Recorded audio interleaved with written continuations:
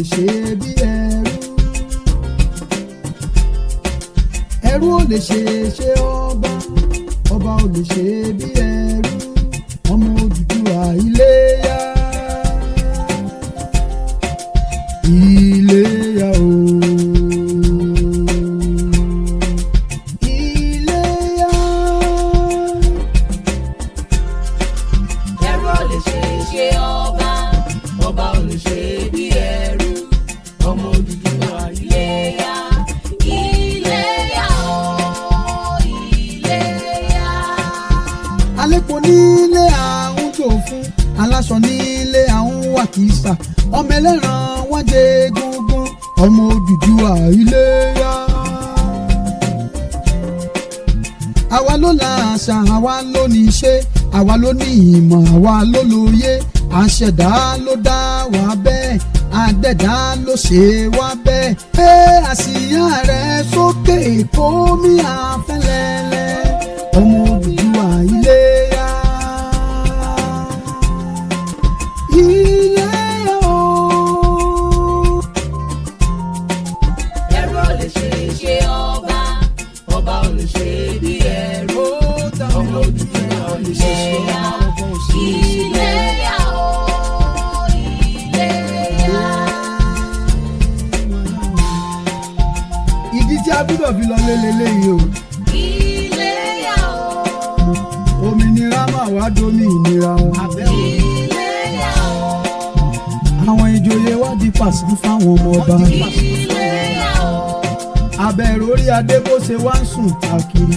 Iléyá o, Gbogbo orí adé wa gbogbo ló máa wá ń sùn dé.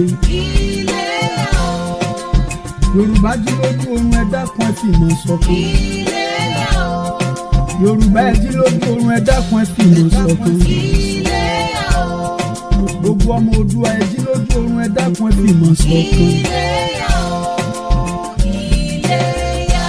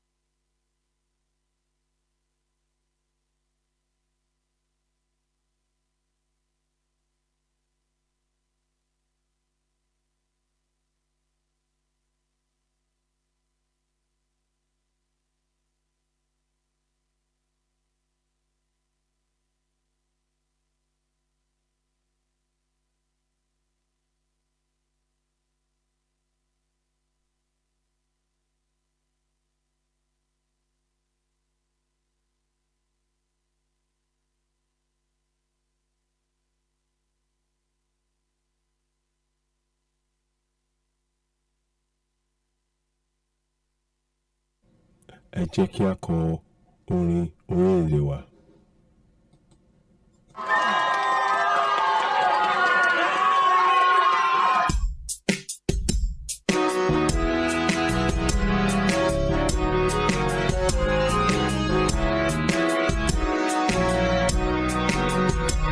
Iṣẹ́ wa fúnlẹ̀ wá, fún orílẹ̀-èdè wa. Kàgbéga, kàgbéga, kàgbéga fáyé rí. Ìgbàgbọ́ wa ni pé láti bẹ̀rù làbọ̀ mọ́. Ká ṣiṣẹ́, ká ṣiṣẹ́, ká ṣiṣẹ́, ká jọlá.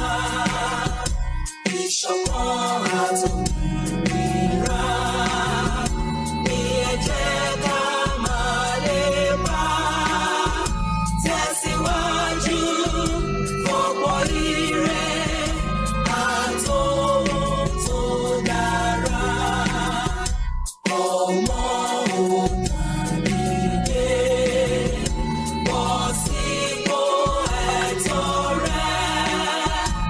Ìwọ ni ìmọ́lẹ̀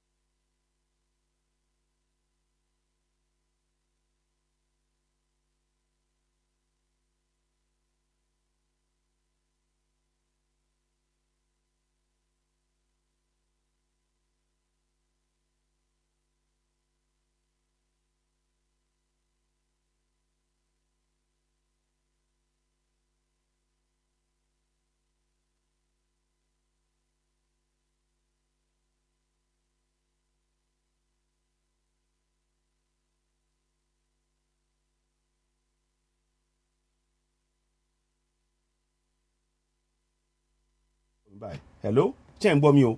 Hello, hello, mi ìmọ̀ tẹ́ bá ń gbọ́ mi. Ṣé ń gbọ́ mi báyìí? Ẹ má bínú. Mo ṣe mistake ni mo tẹ kíni yẹn lẹ̀, but ẹ ń gbórin yẹn ṣá. So mo sorry, ẹ má bínú, mi ìmọ̀ tẹ́ bá gbọ́ mi dáadáa, but àṣà ń play ẹ lọ. N tó ṣẹlẹ̀ ni pé mo kàn tún kí gbogbo wa lẹ́ẹ̀kan sí, ó lè jẹ́ pé ẹ gbọ́ wa dáadáa, but ẹ bá gbọ́ wa inú wa dùn. Àmọ́ ẹni tí mo fẹ́ sọ́nsìn, mo fẹ́ rọ gbogbo wa, ẹ jọ̀ọ́, gbogbo àwọn bàbá wa, ọ̀rọ̀ ti kọjá sísọ, ṣíṣe ló kàn. A fi tọ̀wọ̀tọ̀wọ̀ bá yín sọ̀rọ̀ ni o, àbú yín, àtòbú yín, tẹ́rí ebú ò lè gbé wa débi kankan. Àmọ́ náà síbẹ̀síbẹ̀ aláti sòótọ́ ọ̀rọ̀ yìí, a ti ń tẹnumọ́ látijọ́ yìí pé àṣe tó yẹ ká ṣe nílẹ̀ Yorùbá, àṣe gbogbo àwọn àpẹẹrẹ tó dẹ̀ ń ṣẹlẹ̀ yìí ó ń fi hàn wá pé wọ́n ní àìtètè mólè tó bí òwe ń wájà yẹn gbà ó lè mú lóko, àbí kílẹ̀ ni mo wí, wọ́n ní àìtètè mú olè ó mú olóko. Ẹ má bínú, mo sorry, mo tán kí yẹn dáhùn náà ni. Àìtètè mú olè, wọ́n ní olè mú olóko. Ẹ bá máa pé ètò yìí bó ṣe ń wọlé, ẹ má bínú. Mo kàn sáré, a ti ń ro àwọn kankan ní ẹ káàsán, ẹ bá máa pé ṣeun. Kẹ́ tó lọ, ẹ jọ̀ọ́, referendum yẹn abiyin o, arọ̀ yín o, bẹ́ẹ̀ bá ṣe ń wọlé, all of you who are here, we urge you, please sign that referendum. Ẹ lọ sign referendum yẹn right now. Ó wà lórí àti pin ẹ̀ lórí Facebook, àti pin ẹ̀. Agbìyànjú ká pin ẹ̀ sórí YouTube náà. Ẹ jọ̀ọ́, bẹ́ẹ̀ bá ṣe ń wọlé, ẹ bá wa máa pín ètò yìí, ẹ má bínú. Bẹ́ẹ̀ bá ṣe ń wọlé, ẹ bá wa máa pín ètò yìí. Ẹ má bínú pé àgbàtà wá láti bẹ̀rẹ̀ yẹn mi tètè mọ̀ pé pẹ̀mí gan mo kò ṣàkíyèsí pé orin yẹn ò wọlé dáadáa, mo ṣáà ní pé kí n ṣàtẹnumọ́. Mo fẹ́ kí àwọn bàbá wa kán gbọ́ kíní yìí o, mo fẹ́ kán gbọ́, mo fẹ́ kí wọ́n gbọ́. Ẹ bá wa máa wo bẹ́ẹ̀ ṣe ń wọlé báyìí, ó di dandan sẹ́. Every one of us, we need to sign this NINAS. We must sign this NINAS. This is not a game. And every one of us, those of you at home, gbogbo ẹ̀yin tẹ́ wà nílé, all of you at home that you have a smartphone, you are part of this struggle. Go into your communities. All they need is their phone number. They don't even need an email. Get them to fill it. I did a program. I'll share a video about this later on. But right now, and I mean right now, you need to sign that NINAS.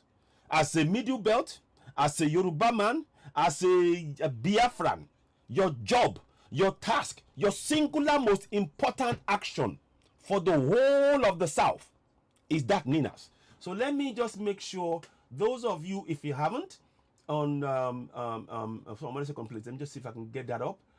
Those of you on YouTube, if you haven't got it, I will get it out to you now. Don't worry about it. We will make sure you have it. So ẹ jọ̀ọ́, mo máa dá èdè pọ̀, mo máa sọ Yorùbá, máa sọ Gẹ̀ẹ́sì torí àwọn Middle Belt àti àwọn Biafrans.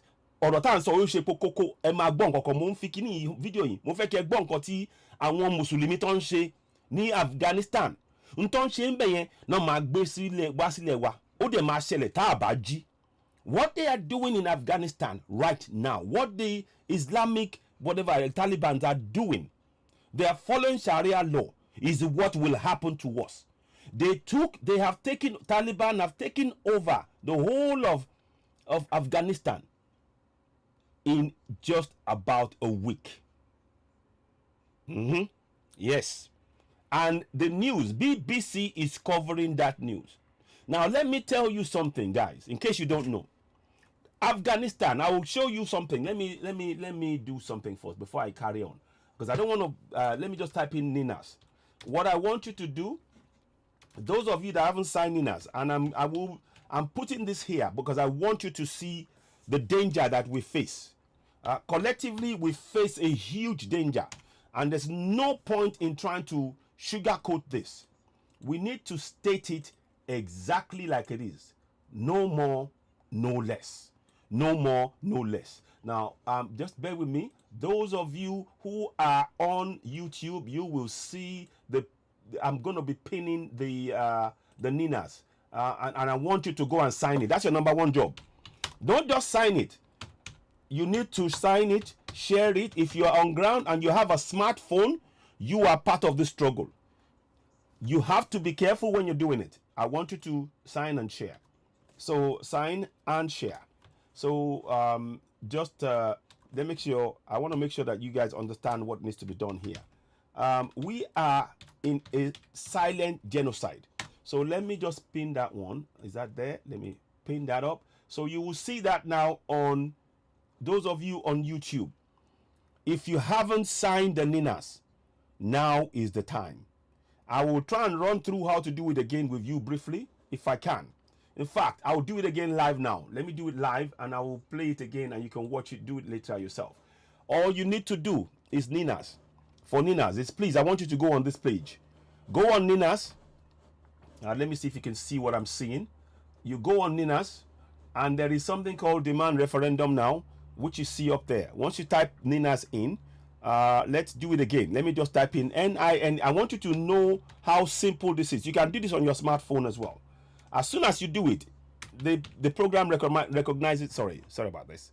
That's just me. I want to talk you through this because there's a lot to go through here, and I want you to take action.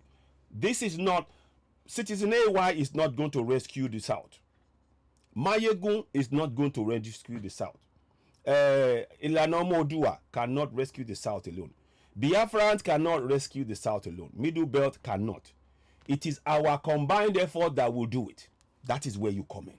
That is where you come in. This is where you come in. Now, watch this. So when you type in the Ninas, you now go for demand referendum.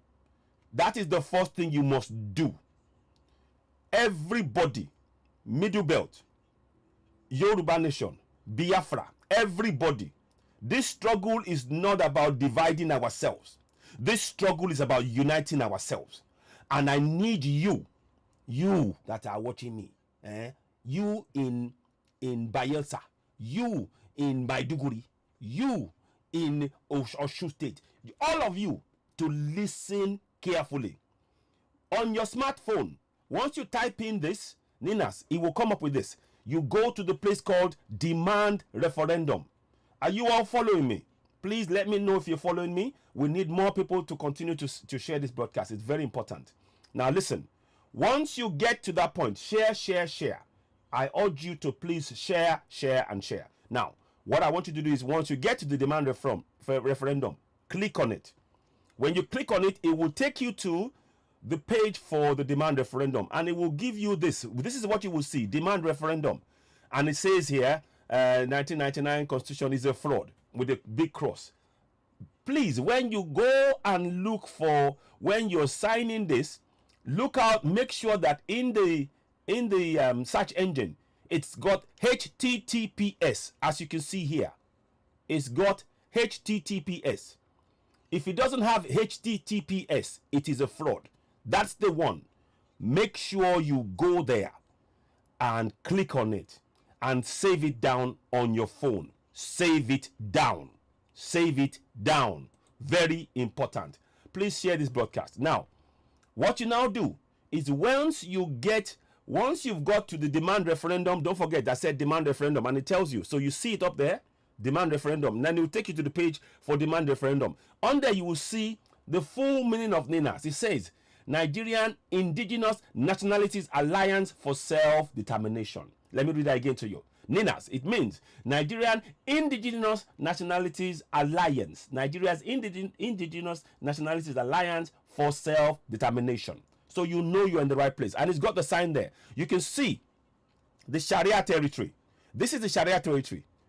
And this is the rest of us.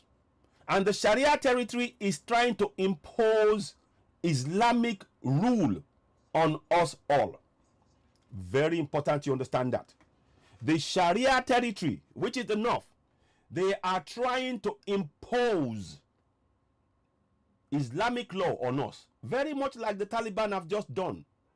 The same thing. Now, you can see this is the territory. If you are in this territory, you need to fill this form in. You need to join us and demand referendum. We are about to be run over. You see, let me tell you something. I will carry on and talk about this more. I just want to tell you something. We are all saying no to election in 2023. If care is not taken, they would have taken over the entire contraption called Nigeria, and we would have no say before 2023. By 2022, my lifer said something, and I don't know if I can find the video. I have it somewhere. I might play it. He talked about the fact that they were trying to have taken the entire country over by 2022. Those of us. So I thought,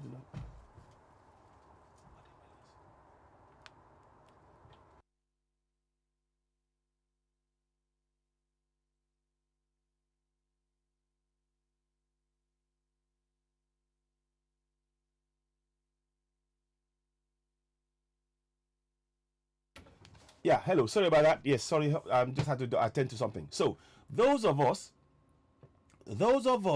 who are talking about 2023 elections, our focus, the urgency that we face now, the entire South will be run over before 2023. It's a simple fact. The entire, listen to my words slowly, the entire South, as you can see on this graph, Middle Belt, Yoruba Land, Lower Niger, it will be taken over by 2022. Middle of 2022, it will have been taken over. And when I show you this video, you will understand why this is important. Why every one of us who are in diaspora, we need to encourage our family and friends in the South to get out, sign this petition, get out, sign this demand for referendum. So now let's go back into it. Now it will say on the page, I being at least 18 years old and an indigenous Nigerian from an ethnic nationality in the Ninas Alliance territory, i.e. Middle Belt, Yoruba and Lower Niger, South East South South, state that I am in full support of the Ninas Constitutional Force Majeure Proclamation of December 16, 2020 to terminate the operation of the 1999 Constitution and begin activities leading to a referendum to restore self-governance to the ethnic nationalities. Now there is a box there you can see, and they give you a video that you can watch. Now it says here, it goes on to say, I want the dissolution of the unitary Nigeria of today. I fully support Nina's petitioning the United Nations Council and others to restore self-determination of my ethnic nationality. So those are the things, that's the grounds upon which we are going forward to sign that Nina's the demand for referendum. Now the next step is it will tell you to share it, so you can share it on Facebook, Twitter, email, WhatsApp, Google. Now here is one thing I want you to be aware of, why we have not done enough. I want you to look at those figures. Now we've been publicizing the Ninas. We're not up to 80,000. Well, we're just about 80,000. Now how many of us are in the South? We are close to 180 million people in the South. So you can see that we have not done enough at all. Let's be frank with ourselves. We have not done enough at all. We have not done enough at all. 80,000.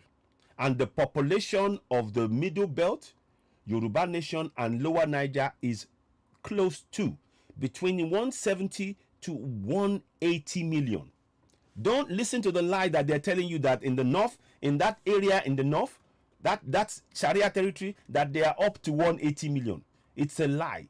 The Fulanis are not up to 10, maybe 12 million. And then and the houses, of course, they all together, I don't think they're up to 40 million even.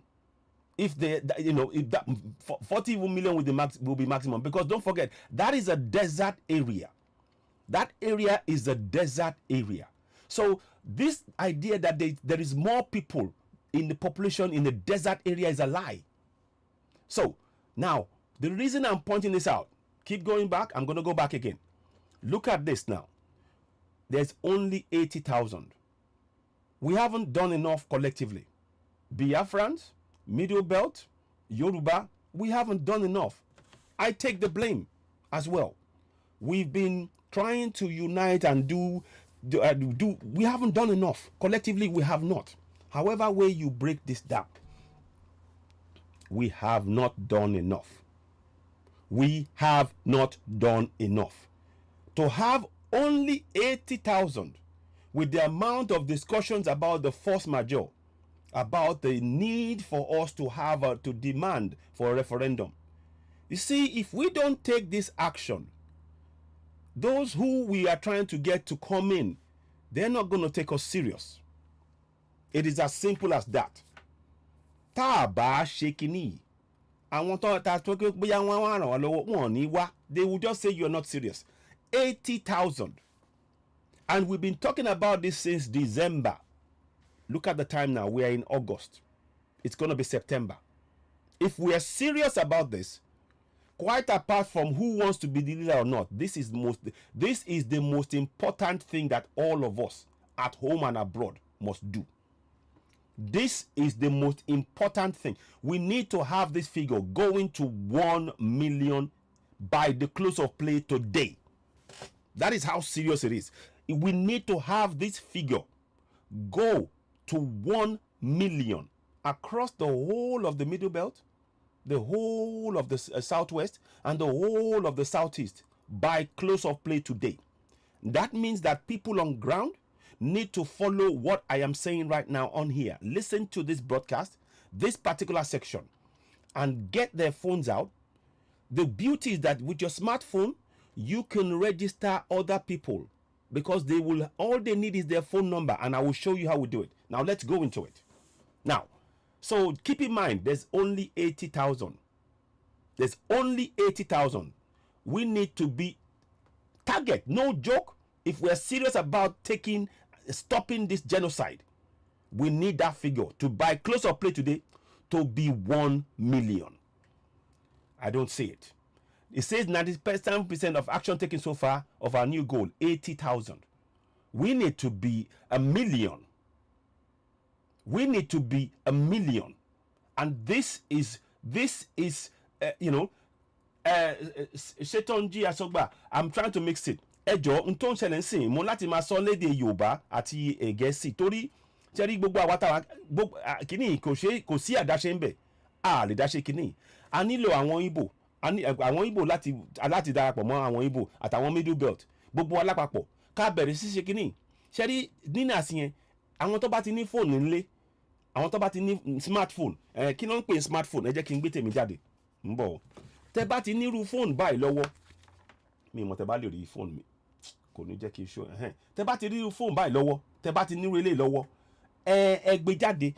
Kódà máa fi nínà sórí ẹ̀, máa fi kíní ẹ̀ sórí ẹ̀ kẹ́ lè rí tí mò ń sọ. Mo fẹ́ kẹ́ gbé fóònù yẹn, kẹ́ bẹ̀ sí ní gbé káàkiri, kẹ́ lọ máa bá àwọn èèyàn wa sọ̀rọ̀ nílé àtoko pé ẹjọ́ ẹ bá wa tọwọ́ bọ̀wé, ẹ sign fún nínà sí, ẹ nílò email, nọ́mbà yín, phone number yín, tẹ́ bá ti filẹ̀ yín, ẹ máa rí message, wọ́n máa fún yín ní authentication. Ẹ kàn tẹ blue screen, tẹ́ bá ti tẹ̀ báyìí, wọ́n máa recognize orúkọ yín àti ibi tẹ́ wà àti wá fi yín, á fi orúkọ yín sí ara àwọn tí wọ́n fẹ́ gba òmìnira. Ọ̀rọ̀ yìí ti kọjá sísọ, ṣíṣe ló kàn. Kò sí àsìkò mọ́ o, kò sí àsìkò. Mo ní pé kí n mú yẹn wá. So ẹjọ́ má bínú, mo máa sọ Yorùbá, màá máa sọ ní Gẹ̀ẹ́sì torí ó ṣe pàtàkì fún àwọn ará wa, àwọn Ìgbò àtàwọn Middle Belt, pé ká lè sọ kíní kó lè yé wa, torí iṣẹ́ ta nílò, iṣẹ́ ta níṣe yìí ó pọ̀ ju nǹkan tí apá kan lè ṣe lọ. Apá kan làwa Yorùbá, àwọn Biafran apá kan làwọn náà, àwọn Middle Belt àwa lápapọ̀ ajẹ́ mẹ́ta. So we need everybody to take this message on. So ẹjọ́ ọ̀rọ̀ tí máa sọ sí máa tún gbà sí Gẹ̀ẹ́sì nsìn kí ó lè yé àwọn èèyàn wa, gbogbo wa lápapọ̀, ẹ ṣeun. Right, now let me carry on. So what I'm trying to get you to do now is, the first thing, once you've got into that place, your name, you type in your name. So you type in Bola. I'm just putting in as example, so you can see it on the screen. You type in Bola, or Kunle. Type in Kunle. Let's just type in Kunle. Kunle, Mr. Kunle, yeah, and then Kunle Awolano. So let me just put. I'm just I'm just choosing a random name. Awolano. So it doesn't. I'm just choosing. Now you say the location in Betewa. You say it's Nigeria. We are going to change it to Yoruba Nation, Biafra, and later. But right now it is known as Nigeria by the UN. So we keep that. Now the next thing is it will ask you for an email address. Now most people who are at home in Yoruba land, in Biafra land, in Middle Belt, they may not have an email address. They may not. Majority will not. What they will have is a phone number. That is the option that I want you to look at. With that phone number, you've now go in. It's got because you click Nigeria, the phone code automatically comes up 234. Now you put a number in. So for example, in this case, you put in 850, I don't know, 4597, something like that. So you do that, and then once you click on that, now you now go in and type your local government area. So whatever that local government, you could say this guy can be from Igogon. You know, let's just say Igogon. He's from Ibadan, something like that, you know. So, and then Alliance Block, Yoruba land. Then you just say, I support. You can either put the comment and you go, I support the self-determination for Yoruba Nation, you know, something like that. So, I support self-determination. So, put it in. I'm just showing you determination for Yoruba Nation. So this is going to be a very long broadcast today, but Yoruba Nation. So you type that in. Now, when you've done all of that, then it will say accept all terms. Now, here is the line that I want you to understand. That number is not real. I've just typed a random number. So somebody may get a call or something, but it's not real. I'm just testing. What you're supposed to do is to type in to submit. Click on submit. So you accept all the terms, you click on submit. Once you click on submit, and this is the point that is very important. As soon as you click on submit, a message will be sent to that phone number. A message will be sent to that phone number. Please type 1 if what I'm saying makes sense. Type 1 if what I'm saying makes sense to you. I just want to know, because sometimes you do have to carry on and discuss things. But I want to make sure that those of you who are watching, that you're following. Type 1. If you're on YouTube, I'd like you to type 1. Faith, I know Latoye. Thank you very much for watching us on YouTube. Subscribe. Eba ama subscribe. Ejo ama dakpo si Yoruba àti Gẹ̀ẹ́sì leni. Torí nton ṣẹlẹ̀ yóò pa ó lágbára. Ó dẹ̀ kò a lè filẹ̀ mọ́. Kò ṣe filẹ̀ bẹ́ẹ̀ pé ká kàn sọ pé Yorùbá nìkan. Yorùbá àti Igbo àti Middle Belt aláti sọ papọ̀ bye. Nton bọ̀ 1 ẹ ṣeun. Ọlọ́run fún David Adékẹ́mi Adétóyè 1 gbogbo níta so nǹkan tí à ń sọ ó yé yín, so you all understand what I'm saying, and that's brilliant to know. I'm truly grateful. Please, as you're watching, if you haven't signed the NINAS form, I urge you to go sign it. Make sure that you've put your name on it. It is of extreme importance that we do so. This is now beyond. Let me just put the link. I'm putting the link up here now.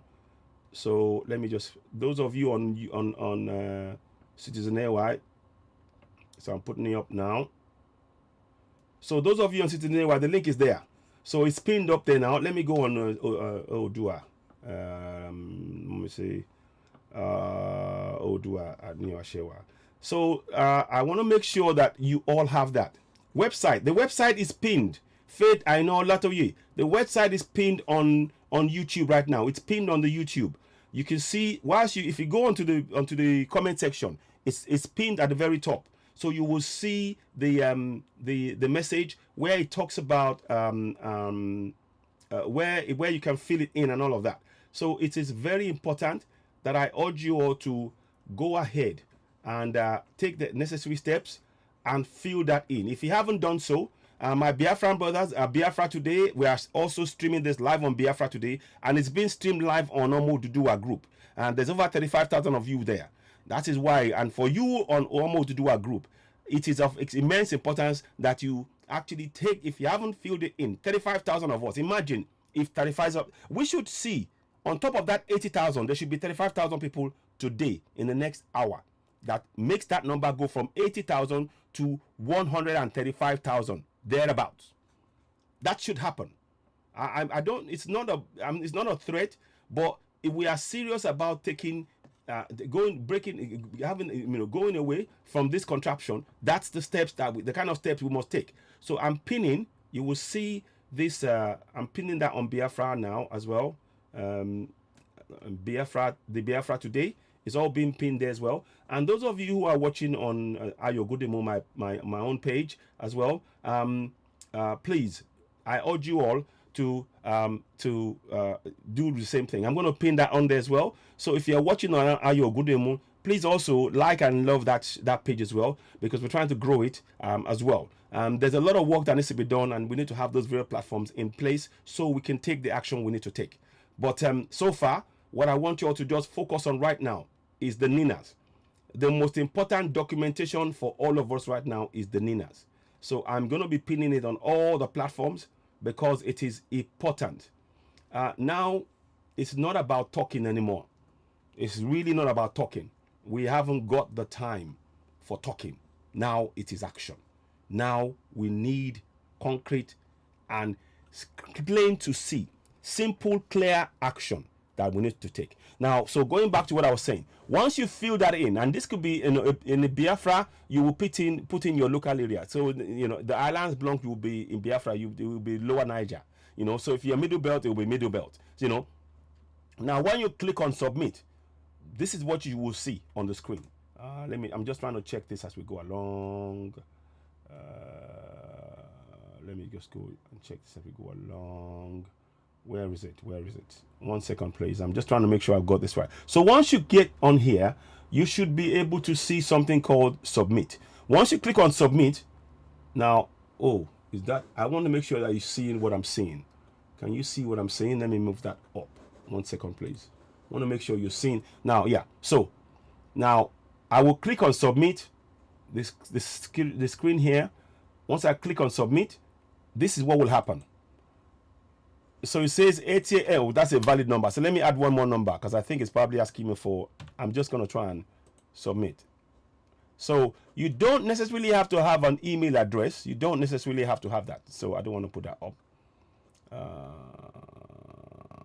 Let me just see. I'm just testing this as we go along. Submit. Yeah, you don't necessarily have to have an email number because I know that's what's happened before, but I'm going to try and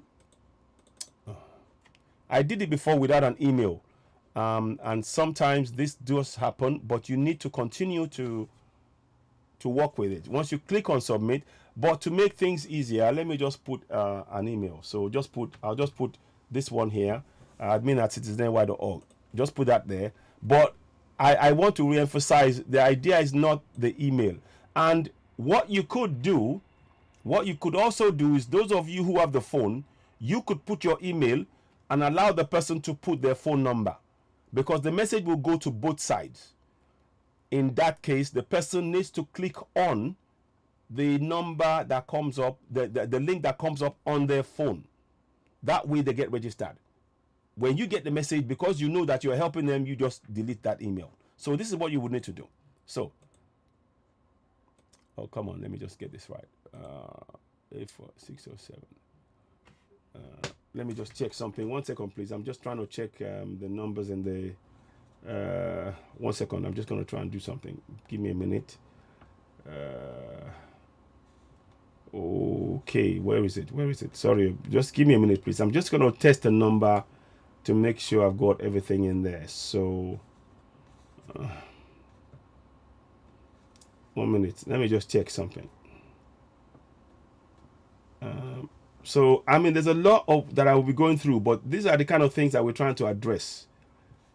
Okay, so now. Okay, so hang on 1 minute. So I need to do it the right way. 850. Okay. So I'm just trying to. Okay. Now one more thing. Let's try this. So. Okay, now let me try that. So now submit. Hang on. Sorry about this. I'm trying to make sure I get this right. 2, 3, 4. So, yeah. Okay, that's correct, isn't it? Yeah. Now, anyway, let me just check if it will let me do it. But anyway, what should happen is your number should be there, and it should let you put that in. For some reason, this is not trying, but I would urge you to keep trying. I did it yesterday, and I will show a broadcast of what I did, and he actually accepted it. Now, I just want to see if I've got everything. Make sure when you're doing it, make sure you fill everything in. I'm just trying to make sure I've got all the necessary thing in there, and it should work. Now, I mean, I'm going to have to speak to somebody about this, and I might have to speak to Tony Nadi myself directly and actually ascertain. Now, at this point, something is obviously not quite clear, but I want you to try. I know I have registered myself and I did the whole thing, but I don't want to give the information out on here live because that's it's just not it's not really the way to go. But so fill that in, and if it doesn't work, please do come back again and fill it. Do not give up. I'm going to try and bring somebody in to give us some update about this this link because I know it worked. Now it's that sometimes it may work, sometimes it may not work, and that's the thing that we need to work. But the important thing is to try and try again because this is our chance. So let me try one more thing before I go.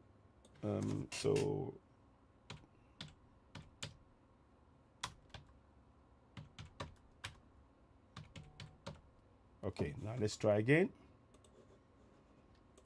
I don't quite know what's happening, but anyway, so yeah. No, just yeah, it's very easy, exactly. So, but I will come back to it. I'm going to test it again. But so that's what you need to do, and you should get back a notification that tells you on your phone that you click on. When you click on that, then it will. That means that your name goes to the list of people who are demanding referendum, and the number will go up. When you go back in, the number will go up from the 80,000. It will go up by 1. So all of us need to do that. So let me. I will try and come back to it later on. I'm going to try something off camera and see if it works, because I don't want to put that detail up there, because I want to try and then I will let you know if it works. But the reason why we are doing all that is this. I want you to watch this video. I'm going to play you this section of the video. This is very worrying. And the language, what I want you to listen to is the language that they're using. It's Islamic language.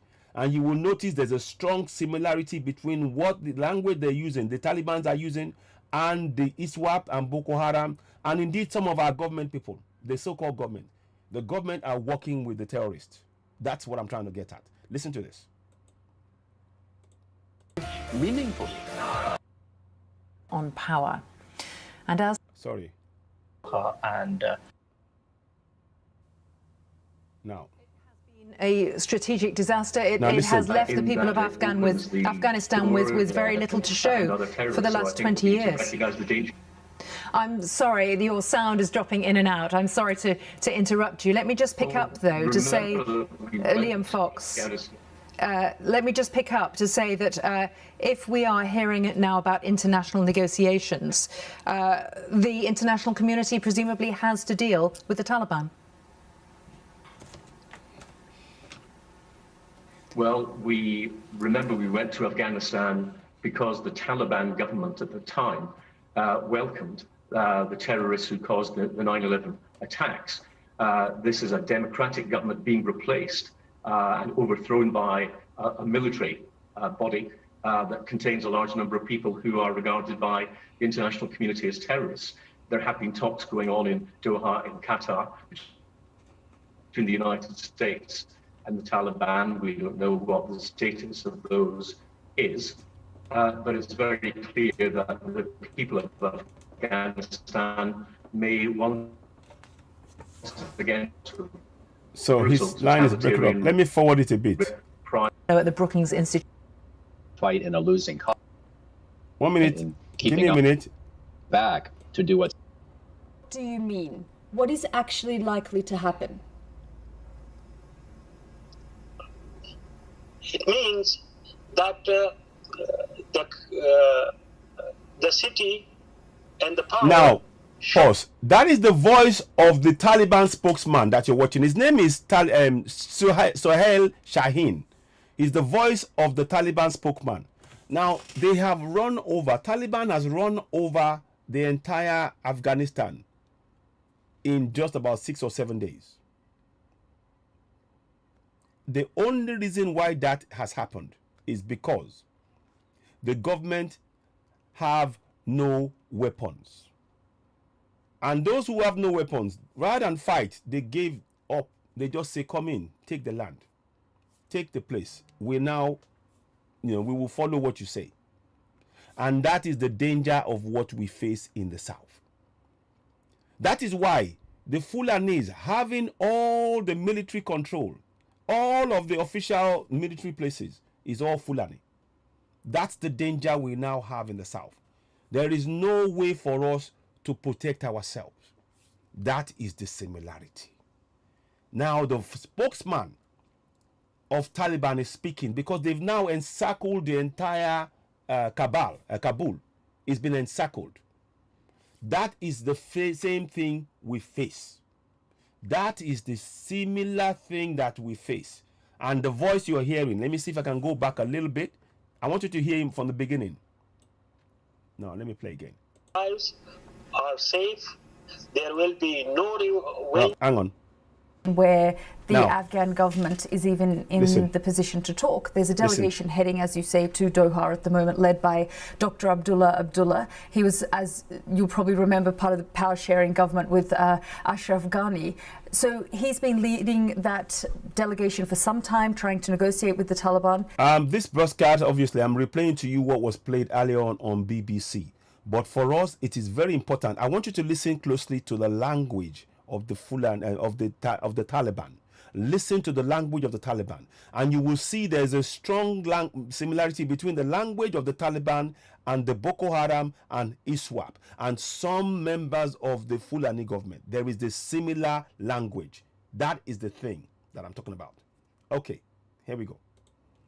They're now very confident and very sure that in the coming days, from what Sohail Shaheen, the spokesperson of the Taliban, said to me, that they will reimpose the Islamic State. The Taliban is what the government of the Taliban, and that's what they call themselves, back across the country. Let's just have a listen to some of what he had to say. Okay, listen. Properties, their lives are safe. There will be no revenge on anyone. We are the servant of the people and of this country. Did you hear that? There will be no lives lost. We are the servant of the people. Yet the women, listen on, you will hear a bit where they're talking about the women, and everybody's afraid. That is what is going to happen to us in Contraption Nigeria. What you see happening in Afghanistan, if we do not go for self-determination in the south, is what will happen to us. And not a shot will be fired. That is why it is dangerous to have all of the military in the hand of just one group of people who are Fulanis. All of the military, army, navy, air force, is in the hands of the Fulanis. And they will simply deliver the south and say, look, we control it. There's nothing you can do. You can't defend yourself. And that is what is happening in Afghanistan right now. Because the West, when the West came in, the West had weapons. When they finished and they said, okay, we're going back, they took the weapons. When they took the weapons, the Afghanistan military had no weapons. So they gave up. Rather than fight, they gave up. That is where we are going. That is the point I'm trying to make. Very, very dangerous for us right now. Listen. Our leadership. Now look at that. You see, that's the full. And this is the Sharia law they will be imposing. They are going to be imposing Sharia law across the whole of the contraption called Nigeria. Make no mistake about it. If you are not a Sharia person, you will be kicked out. But listen on. Have instructed our forces to remain at the gate of the Kabul, not to enter the city. We are awaiting a peaceful transfer of power. Now, that is the similarity. Did you hear? They are awaiting, they've told their forces to wait at the gate of Kabul. and they are waiting for the peaceful transfer of power. Can you see what is happening in the south? Name me what state can defend itself against a military that has no power. Can defend itself against Boko Haram. Which state in the south can defend itself against Boko Haram? They say to us they are fighting Boko Haram, but at the same time, the same people, when they arrest Boko Haram, the ISWAP, the Military Allah, the Fulani terrorists, they never see the four walls of a court. They are pardoned.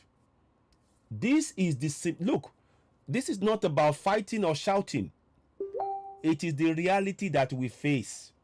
We better wake up. This is within a few days they've taken over the whole of Afghanistan. Now let me shock you. Let me shock you. Nigeria is 180 million people, right? Let's go and look at what the size of Afghanistan. Population of Afghanistan. Let's go. Yeah? Afghanistan. Now, let's have a look at this. If you could, before I bring it up, I want to make sure you have it.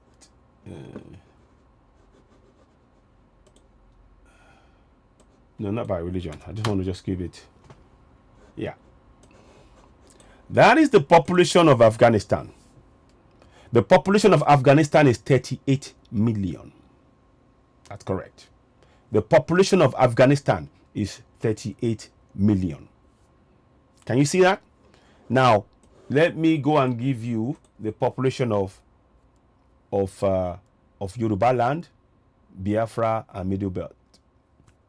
We are, by conservative estimate, because the government, the Fulanis have deliberately prevented us from getting accurate figures. So we can only go on estimate. The estimate we have that we can and it's guesstimation in by many respects, but it's close to the number, is that we have between 60 to 70 million Yorubas, maybe another 60 to 7 million Biafrans, another 60 to 70 million, and maybe 50 to 60 million Middle Belt. That is what we have. So when you add all of those together, 70, 140. So 140 plus another 50 to 60. So you're looking at 170, 180 in the south. But Taliban, in the whole of Afghanistan, there are 38 million. And the people are worried. I'm just giving you so we know exactly what we are faced with. This time now is beyond talking about, we should do this, we should do. It's the action. And we as the press, as the media of Yoruba Nation, Biafra, and Middle Belt, our job is to bring information to you. We can't fight that war. We can't. We can't protect our people. The best way we can protect our people is making you aware of this information, so that the people can get involved and start taking action. Now, those who know what needs to be done, they need to get involved. They need to come up with a plan. When they come up with the plan, we will present those plans as far as they want us to. That is our job. That is it. But we cannot get involved in anything else other than bringing information to you. And it's important we all understand that. And all of us need to be involved in this. Without having this information, when I saw this morning, I had a cold chill go through my body, because I realized that all the shout that we were doing, if we do this, it's all talk. What they are doing in Kabul, look at them. The women are not allowed to go out. If a woman goes out in Afghanistan without a man, she can be stoned to death, and that is Sharia law. If you are caught stealing, they can cut your arm off. That is Sharia law. If anything else, they can stone you, they can beat you, they can... whatever they want to do. So we are playing with fire if we are busy squabbling among ourselves. By squabbling, we are simply giving the Fulanis the carte blanche to do as they please and run over the entire South. That is the reality we face. It's not about shouting. It's not about getting angry. We are stating the facts. Let's listen on for a little bit more. When you say peaceful transfer of power, what do you mean? What is actually likely to happen? It means that the city and the power should be handed over to the Islamic Emirate of Afghanistan, and then in future we will have an Afghan inclusive Islamic government in which all Afghans will have participation. When you say participation, do you mean one vote, one person? What do you mean by participation? Participation means that we will have in the government other Afghans. They will be part, we will have them in the future government. But it will all fall under the umbrella of the government of the Taliban, the Islamic Emirate, as you describe it? Yes, there will be, as I said, an Afghan inclusive Islamic government. Will there be a delegation going to Doha tomorrow to speak with Mullah Barada? Because there are a lot of rumors that he has arrived in Kabul and the current President Ashraf Ghani has handed power over to him. Can you give our viewers some clarity on that? Please remember this. They said there were reports that the government Ashraf Ghani has handed over to the Taliban, out for an official. Right now, the government of the day in federal, the Fulani federal government is a Fulani government, and we've been saying about the audio president and all of that. When these guys take over, that is what you should be expecting.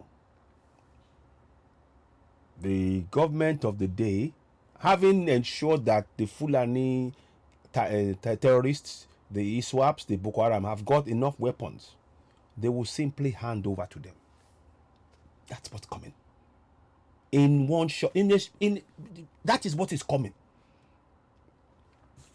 Oh, okay, Khadija Agubiadi, I am going to look in that now. I'll give somebody a call, and I will give you further updates. So please continue to try. If it comes up again, keep giving me. I will get some update about that. We need to get somebody on board to look into this, and I might make a call live on air. But I want to follow this program. I want you all to continue to watch this program, and I'll be looking at that. Thank you very much for that. Those of you keep trying. We will work out a way to get that done. We need to get that number up, and I know one of the things is we need to have this thing functioning.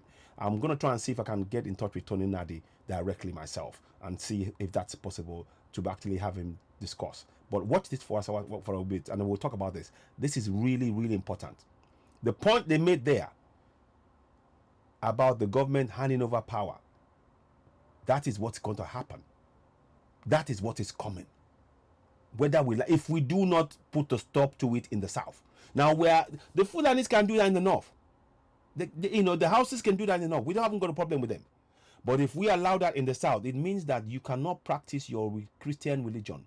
Your Western education is worthless. I've been talking about this for months. I've been talking about it. Now it's coming. Now it's coming. Now, listen. Please. Mullah Baradar is here in Doha. He has not gone to Kabul. These are just rumors. You see, these are just rumors, and that's what you will hear. How many of you remembered when Boko Haram took over, when ISWAP took over in Borno State with the flag? And the government said nothing like that. That is the similarity. I'm telling you, look, this is coming. It is coming. It's not a question of if now. It is when. And that when is what we need to be aware of. We are all focused on 2023. I am telling you, if this is not looked at now, by 2022, it is game over. By next year, middle of next year, it will be game over. So all this talk that we are saying, and so those of you that are, if you want to believe in fighting, I'm the one who's the leader, I'm the one who's, whilst you are doing that, they are going to run, they will run the whole thing over. There will be no hope for any of us. The time to act is now. So all of those leaders, you better get together and sort this out. I am media. I cannot do that work. I will bring the information like I've been doing. I will make the people aware. We are even trying to share the Ninas. Obviously, that's a problem. By 2022, next year, it will be game over. I have been making the mistake of saying no 2023 elections. That is the wrong move. I apologize. I now see the light of the day. It is next year that we should be worried about. Will we see next year as that contraption called Nigeria, or will it be a totally Islamic state? That is what we should all be asking ourselves and our family. And we need to prepare. We need to prepare. This is not rumor. I'm telling you, let's listen on. You listen to the similarity in how they speak in Fulani land, Fulani government, and the Taliban. There's similarity. That is what I want. And they are going to implement Sharia law. Be in no doubt. Listen. There is also a lot of concern from women in Afghanistan, in Kabul. They have been writing to me, they have been texting me. They are concerned that you will reimpose the regime of the 90s back in Afghanistan, where women couldn't go to school, where girls couldn't go to school, they couldn't work. Can you give us some clarity on what your plans are for that? We have taken already many aspects of the country and also many parts of the country. There are hundreds of schools for girls, universities there where the girls students are studying. There is no restriction on them. They are continuing their studies and they are going to schools they were going in the past. So in Herat. Do you all remember the girls that were arrested? All the girls that every time in Boko Haram has arrested girls, what happens to them? What happens to them? They are either raped, made the wives of Boko Haram, and they're certainly not allowed to go to school. Can you see the similarity? Now they are trying to deny that that's not the case, but the people are afraid. Listen to the next thing she will ask him about the burqa. Listen. In Herat, for example, women are telling me that when they arrived at the gates of their university yesterday, Taliban fighters told them to leave and that there would be instructions from Quetta. Did you hear that? Let me play that again. Did you hear that? Did you hear that? Let me play it again. Let me play it again. Let me play it again. Where women couldn't go to school, where girls couldn't go to school, they couldn't work. Can you give us some clarity on what your plans are for that? We have taken already many aspects of the country and also many parts of the country. There are hundreds of schools for girls, universities there where the girls students are studying. There is no restriction on them. They are continuing their studies and they are going to schools they were going in the past.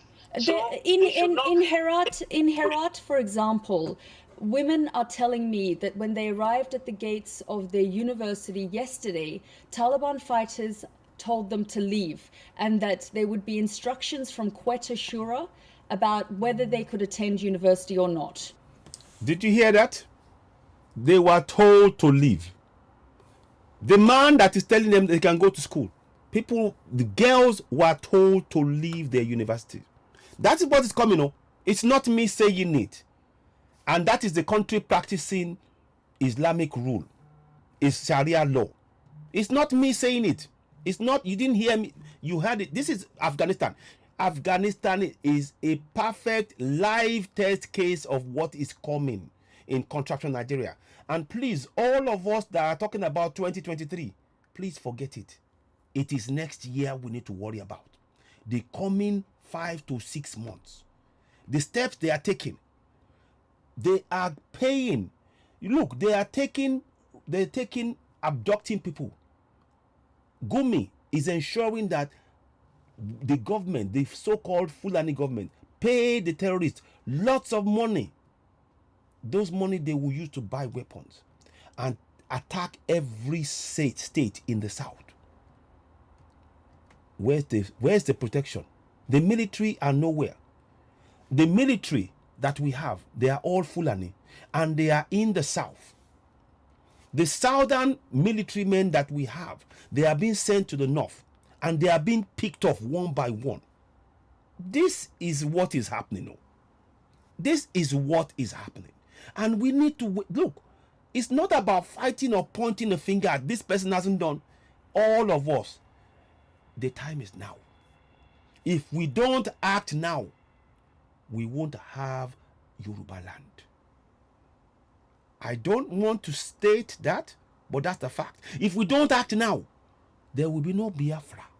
If we don't act now, the thieves will be wiped out completely, if not already. That is what we face. And while they are telling you, oh, we believe in the women can go, when the women go to the school in Taliban, the Taliban tell them to go back home in universities.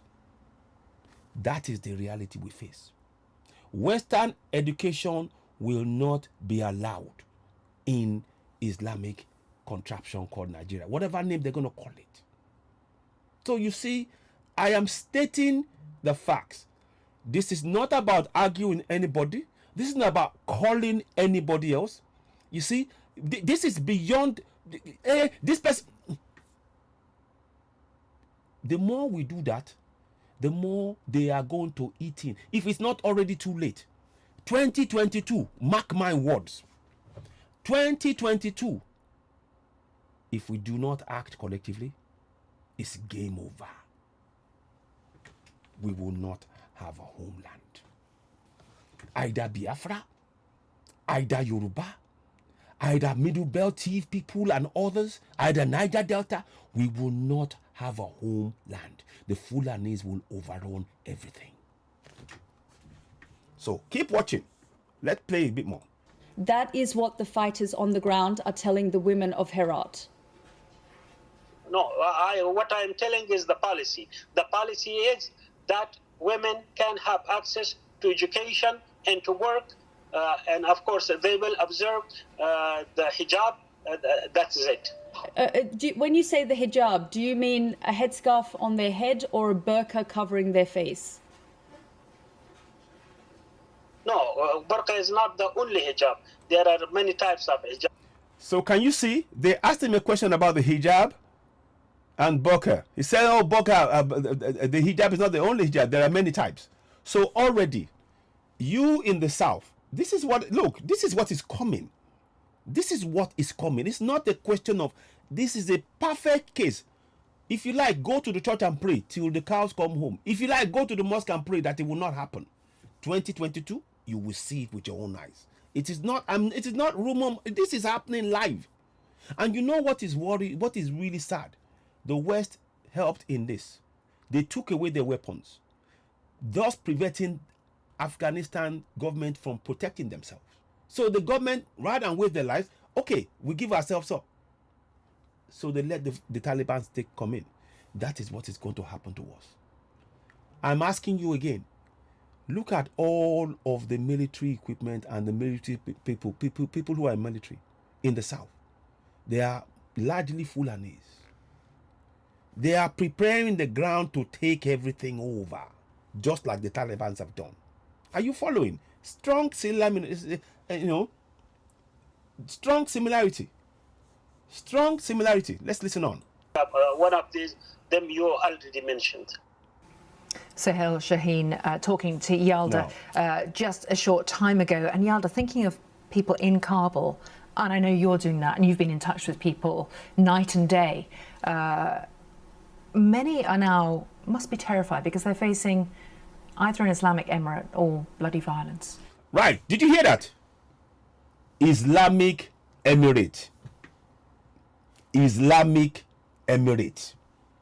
Now, many of you would have heard me talk about Islamic emirate. Let me remind you.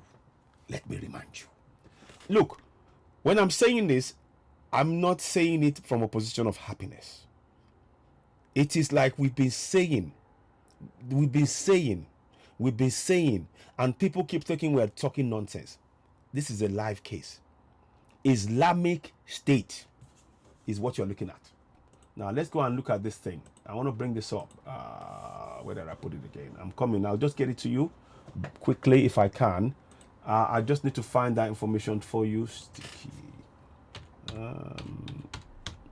In 1985, the Fulani government embarked on, they've been seen in 1985, 1989, 90. They had the Abuja Declaration, and I want you to see it. The Abuja Declaration. So I'm going to hold that there, and I'm going to bring this for you to see. Strong similarities.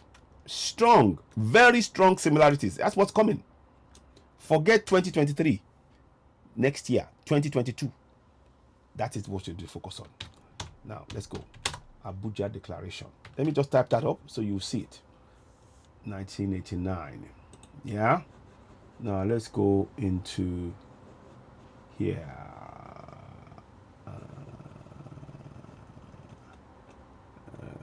Abuja. The Abuja Declaration. Is that it? Yeah. Let me just try and see if I can find it. I'm just trying to get this thing for you so you can see it. Okay. Now, so here we go. Now I'm just gonna bring this up because I want to read this with you. I need you to understand the enormity of what we face.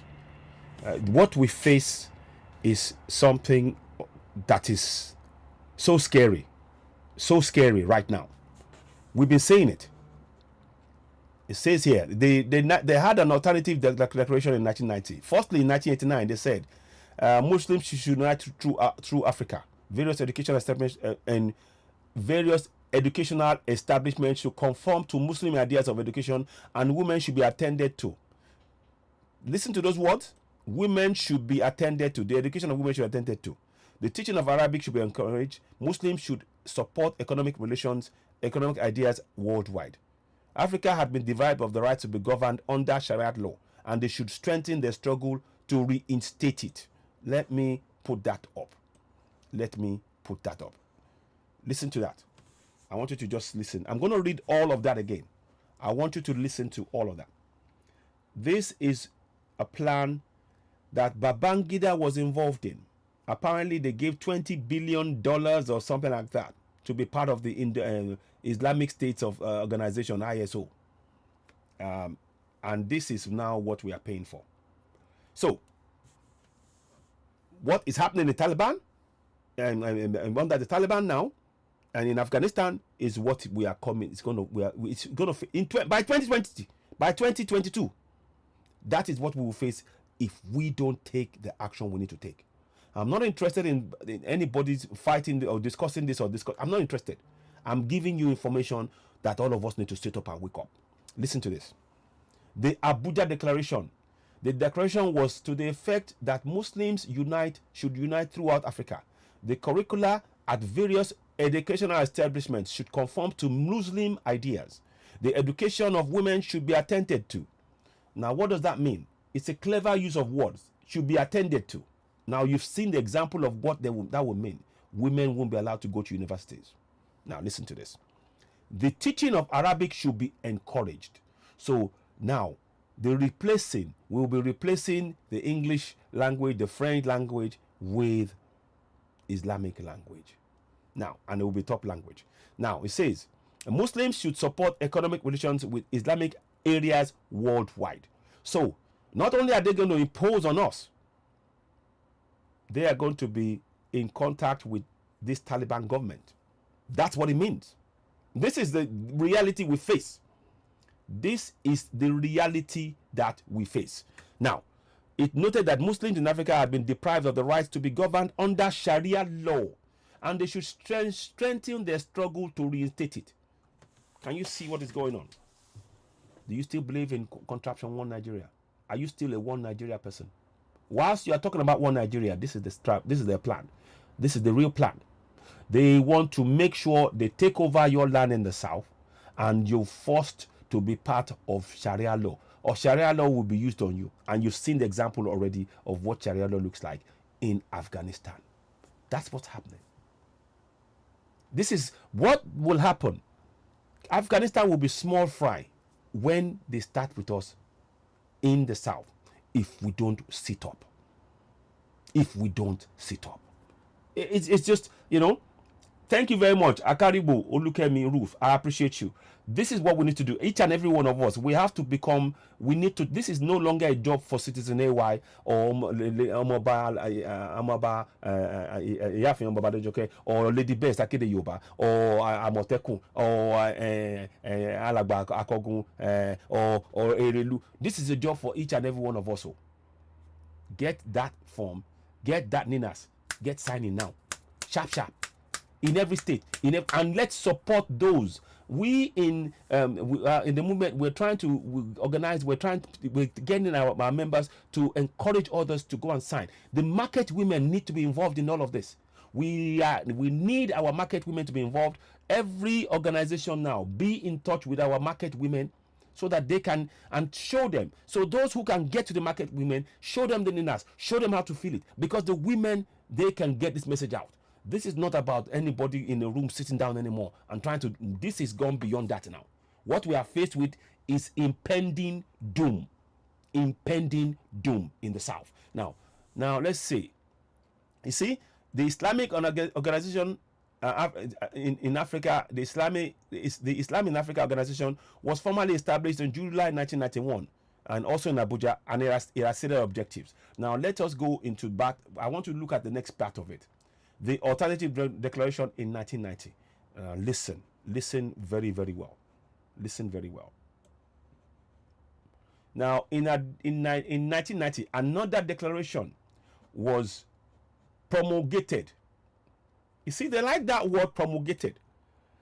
You know, and when they were doing that, and guess who represented us at that one? Oh, the military and the Fulanis.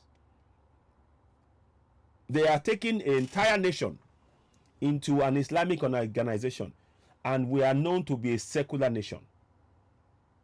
Is that not fraud? I ask you. Is that not fraud? It's fraud. We are being forcibly taken into something that is, you know. No, Salahuddin. No. You don't sing. No. You use your phone number. Put your phone number in there. Keep trying it. Put your phone number. I will get it. I'm going to try it again. It worked yesterday. Put your phone number. Phone number. Keep trying that, please. Put your phone number. And we're going to get people to come and explain this to us in detail. So, now, the bit I'm trying to get you to understand, to really understand now, and I'll play the other video again. It says here, I want you to, was promulgated from the 1989 conference, which France, whatever the name was, Radboud University regarded as a forgery. It does not correspond with the declarations at the conference. It said, among other things, listen to these words, that only Muslims should be appointed to strategic posts. Non-Muslim religions should be eradicated. Nigeria should become a federal Islamic sultanate. Now, at this point, I'm going to move that away, and I want you to listen to the words of this person again. Women don't have any more. Let me see if I can bring it up. To plunder interview, we're going to go through quite a lot of what was said. So, let me see. We are Let me just studying this. This is the policy, but Yalda, on this and in many areas, there does appear to be a Taliban narrative for international consumption and a Taliban reality on the ground, and you've seen both in recent weeks. Indeed. I met Sohail Shaheen in Doha a few weeks ago, and we talked about all of these things and more. And there was this sense, and certainly I walked away from that interview thinking, okay, Taliban 2.0 may have softened. I then went to Kabul and met with a frontline commander who very clearly said to me that amputation of hands and feet and stoning of women and executions is what happens and what they do and what is their version of law and order. So we can really... That is what is going to happen to us all. In short, that is what is coming. That is what is coming on. That is what is coming. amputations, ill treatment of women, forced imposition of Sharia law. So if you are a Southerner and you believe Christianity will remain in that place after they become a Sharia, you're tricking yourself. Your one Nigeria is going to disappear like that. Poof, it's going to disappear. It's going to disappear. Now, let me play it again. We see this sort of disconnect between what Sohail Shaheen is saying to us about a more inclusive Afghanistan and what the fighters are doing on the ground. And that. So, see, again, it's Takiyah move. This is a clever Takiyah move. So you will hear the Nigerian government, they'll come and say, yes, we are peaceful. Yes, we believe in your rights as a human being and everything else. But the fighters, the Boko Haram fighters, the ISWAP fighters, the Boko Haram terrorists, the ISWAP terrorists, the Fulani terrorists, the Mieti Allah, the Fulani, and all of those, what they will do is to enforce Sharia law to the letter. Can you not see that that's Takiyah move? They are making you believe, or they say what you want, what they know you want to hear to you, but their action is what they want to do. Very, very important we understand that. And this is a test. This is clear what is coming. What is coming? 1 second. Bro, I'm on a live broadcast right now. Hello? Hello, I'm on a live broadcast right now. Live broadcast. Okay, so it's dropped off. Okay. So I just want you all to please think very hard. Now I wanted to go, there was something she said at the beginning. And certainly I walked away from that interview thinking. Hang on. And to work, and of course they will observe the 2.0 may have softened. I then went to Kabul and met with a frontline commander who very clearly said to me that amputation of hands and feet and stoning of women and executions is what happens and what they do and what is their version of law and order. So we can really see this sort of disconnect between what Sohail Shaheen is saying to us about a more inclusive Afghanistan and what the fighters are doing on the ground. And that's what I asked him as well. Tell us about how you're going to control these fighters. And he sort of said, this is our policy. Once we return, the fighters will also, I suppose, be reined in. But it's what we were just talking to Marianne Wardock about in Washington. There is also bound to be a sense in which the Taliban is being welcomed, perhaps, by many conservative men. And these policies about women, about education, about harsh justice are being welcomed by some in Afghanistan. Well, I think the big question that many people are asking is, why didn't these well-trained soldiers, so seemingly well-trained soldiers, fight?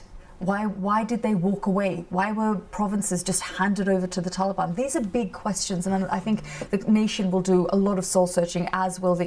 Did you hear? The soldiers walked away. Yeah. I guarantee you,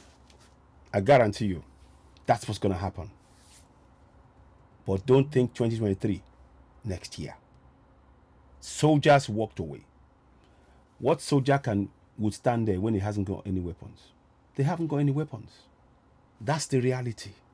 That's the similarity with us. Our military, look at them.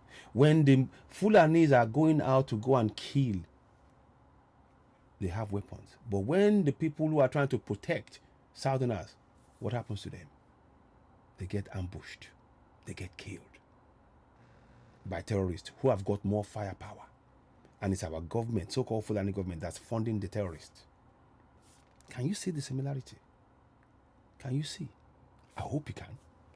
Now, this is beyond just talking. And I hope many people will see that. Let me see if the phone line is on. If you want to call, you can call. But I might have to go off and come back for a few seconds. But I'll play this for a little while. And I might go and come back. But I'm going to try and... The phone line is going to be on in the next minutes or so. But I want to play this. Listen. International community about what went wrong and why we are where we are. But certainly if we look at now the array of players in this field who have been outspoken critics of the Taliban, where does this actually leave them now? And Sohail Shaheen spoke to me about things like reprisals, revenge attacks. It's what's happening on the ground to the people. They're telling us that your fighters are terrorizing them. For example, a government worker was targeted and killed last week, a media government worker, and the Taliban claimed responsibility. Is there going to be continued targeted killings of people who do not agree with the Taliban or have spoken out against them?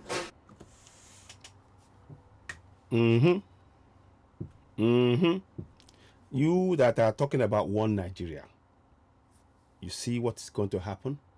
This is what is going to happen. I kid you not. This is what is going to happen. Targeted killings. This is all to make sure that they get their Islamic full sultanate. This is, you talking about one Nigeria means nothing to them. It's about their sultanate. Look, listen on. Listen on. Maybe that reports you are receiving, maybe the reports are exaggerated. Can you hear that? The reports are exaggerated. Again, it's a Takiyah move. Oh, no, we don't do that. No, we won't do that. But the reality is different from what he's saying. That's the point I'm making here. The point I'm making here is that the reality of what is happening to the people of Afghanistan is different from what the spokesman of Taliban are saying. So they're painting a picture of calmness, of order, and everything else, when the exact opposite is what's on ground that they are responsible for. They are responsible for the disorder, the oppression of the people, but they're presenting a face of order, law and order, and upholding the rule of law. But when you go and look at the rule of law, it's Sharia law. They can cut off your arm. Your women can be stoned to death. Men can be beaten. You know, this is barbaric. That's what we are faced with. That's why I am talking to you all. If you do want to call in, you can call. But I don't know if I'm. Oh no, my phone is. I may not be able to take calls, but let's see how far that goes. So see, the phone, as soon as I switch it on, the message just gets swamped. Skip media restore. Yeah, I'm gonna skip it. I don't want that now. It's gonna take some time, and I want to try and see if I can just take calls. You know. So this is what is happening, and this is why the program today is to raise the alarm, to sound the alarm. I specifically though to those organizations who are trying to stay, who are proposing, who put them forward as people being, trying to be responsible for the people in their respective areas, the Yorubas, the Biafrans, the Middle Belt. Now is not the time for you to be, oh, I'm the only one. You need to get your heads together. We in the press, we're ready to do the work. We're ready to help you. We're ready to work with you. As you see, the press on ground in Contraption Nigeria is not free. Look at channels. Look at TVC. Look at all of this news. They are very careful about what they say. You notice they use the word bandit all the time. The community was attacked by bandits. They never use the word terrorist because they've been instructed by the government not to alarm the people. They've been told, they've been silenced. We in diaspora, we want to speak truth to power, and we want to work with those who are ready to do the work that needs to be done to rescue our people from this ongoing genocide. Until there is clear unity and working together. And you don't have to go out and expose this to the world, say to the world, but you send the signal to us that you guys are working together. We will convey that message. There are certain things you will say, there are certain things you won't say. The manner and speech in which you do it. In all the areas. I don't rule out Biafra either. I don't rule out, Biafrans are ahead in certain ways. But in Yoruba land, the time for our leaders to be, if you don't come to speak to me, just look at what is happening in Afghanistan. Just want to mislead the world against us. So every every individual case should be fully investigated. Then we know the veracity of that case. But what I'm telling you is the policy, that policy we are following, and all our members should follow that. So, Yelda, we're going to see what Taliban narrative the outside world can depend on, but it does seem as if the focus is now shifting to Doha. Very much so. We understand a delegation led by Dr. Abdullah have left for Doha. They're on their way. You know, the only difference here is this. The genocide is happening, but the world is not listening. Right now, the attention of the world is on Afghanistan. BBC have had to take that program on. By that time, it's too late. And that's what I'm trying to tell us. If we are waiting for the likes of BBC or Reuters or to come and do this for us, by the time they come, it is too late. Me, I don't talk my own. By the time they come, it is too late. We can do this ourselves. That is why I'm asking you. Even if you have a problem with the NINA's forms now, keep trying. Keep trying. It is one of the most important things that we can do as individuals. And collectively, we put that together. We can begin to secure the South. This is about the protection of our people. The killings are too much. Daily killings. And even when you find out in the north, the areas where they're doing the most killings are areas where Southerners are living. People are so afraid. And people who are practicing religion other than Islam. That's what's happening. These are the realities that we're not facing. So when you go into a meeting and you sit down and you talk, and I'm the boss, and if you do not do, I will watch your people die. They're doing targeted killings against those who are in government in Afghanistan. The Taliban. Do you think anybody will stop them? It's too late now. They can't be stopped. They're going to take it over. We have a few months. 2022 is going to be a very critical year for us. This is not about church. This is not about prayer. This is not about vision. This is about action. It's not about church, about mosque. It's not about prayer. It's not about vision. It's about the action that we collectively take. That is what we need to do. I'm absolutely certain about that. Now let's listen a bit more to this, and maybe I might take a few calls. We were always talking about what kind of leverage this government would have, given the Americans and the Taliban struck a deal last year. And where did that leave the Afghan government in terms of peace deals? Well, we look at the situation now. It's certainly very clear where that's left the Afghan government. Yelda, thank you so much for your analysis and all your reporting over the last few weeks and months of what is happening in Afghanistan. We're also going to look at foreign interests and what is being said by key diplomats and politicians around the world. Here, I'm going to pull away from that now. That's a discussion for themselves. It's not. I mean, the thing is, the only thing I will say about that is that we, yet again, we are going to be pawns in the game if we're not careful.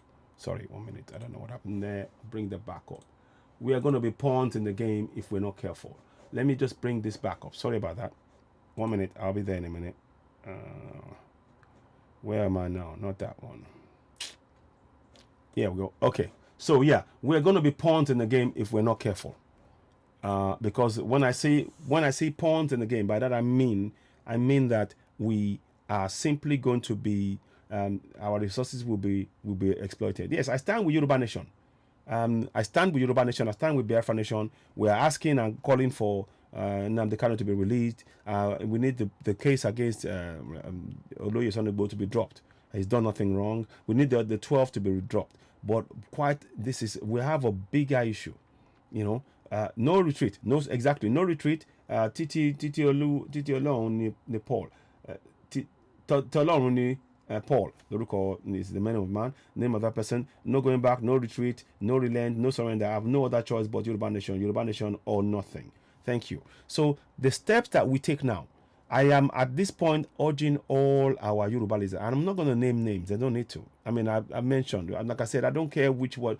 Right now, I don't care whatever part of the discourse that you support. If you are leaning for still one Nigeria, and I mean, this it's a moot point.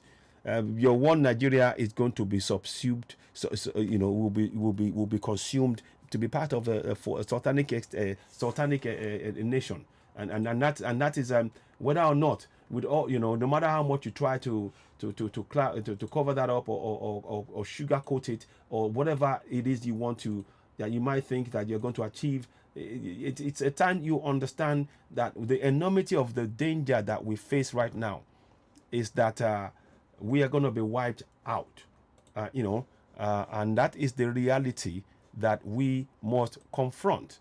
That's the reality that we must absolutely confront. What steps are we going to take? How are we going to deal with it? What critical things do we need to do as a group of people right now? Squabbling among ourselves, it's not going to solve it. A number of us have been talking. We need an account. We need a central account. We need the issues about dissemination of information and how that will go. I'm not going to go into detail about that. We need clarity about other issues as well, because what we need to do is to halt the killings of Southerners on a daily basis. There's a genocide going on. Are we going to sit back and be squabbling among ourselves? Why the forms is pinned on there? Are we going to squabble about why this is happening on? What do I write? You see the alliance block. You put in there Julie Obabi Olorunkosi. You put in there Yoruba Nation in there where it says. In fact, let me show you. I'm glad you asked that question. Very good point. Let me do that right now. Sorry about this. And I don't know if it's necessary. You see where it says alliance block. There's a drop down menu. In the drop down menu, you go to the part that it is to you. So if you're from the lower Niger, southeast, you put it down. If you're from the lower south, you put it down. If you are from the Yoruba land, you put it. Yeah, and then you put other. If it's other, you put other. But that's what you do. That's what you do.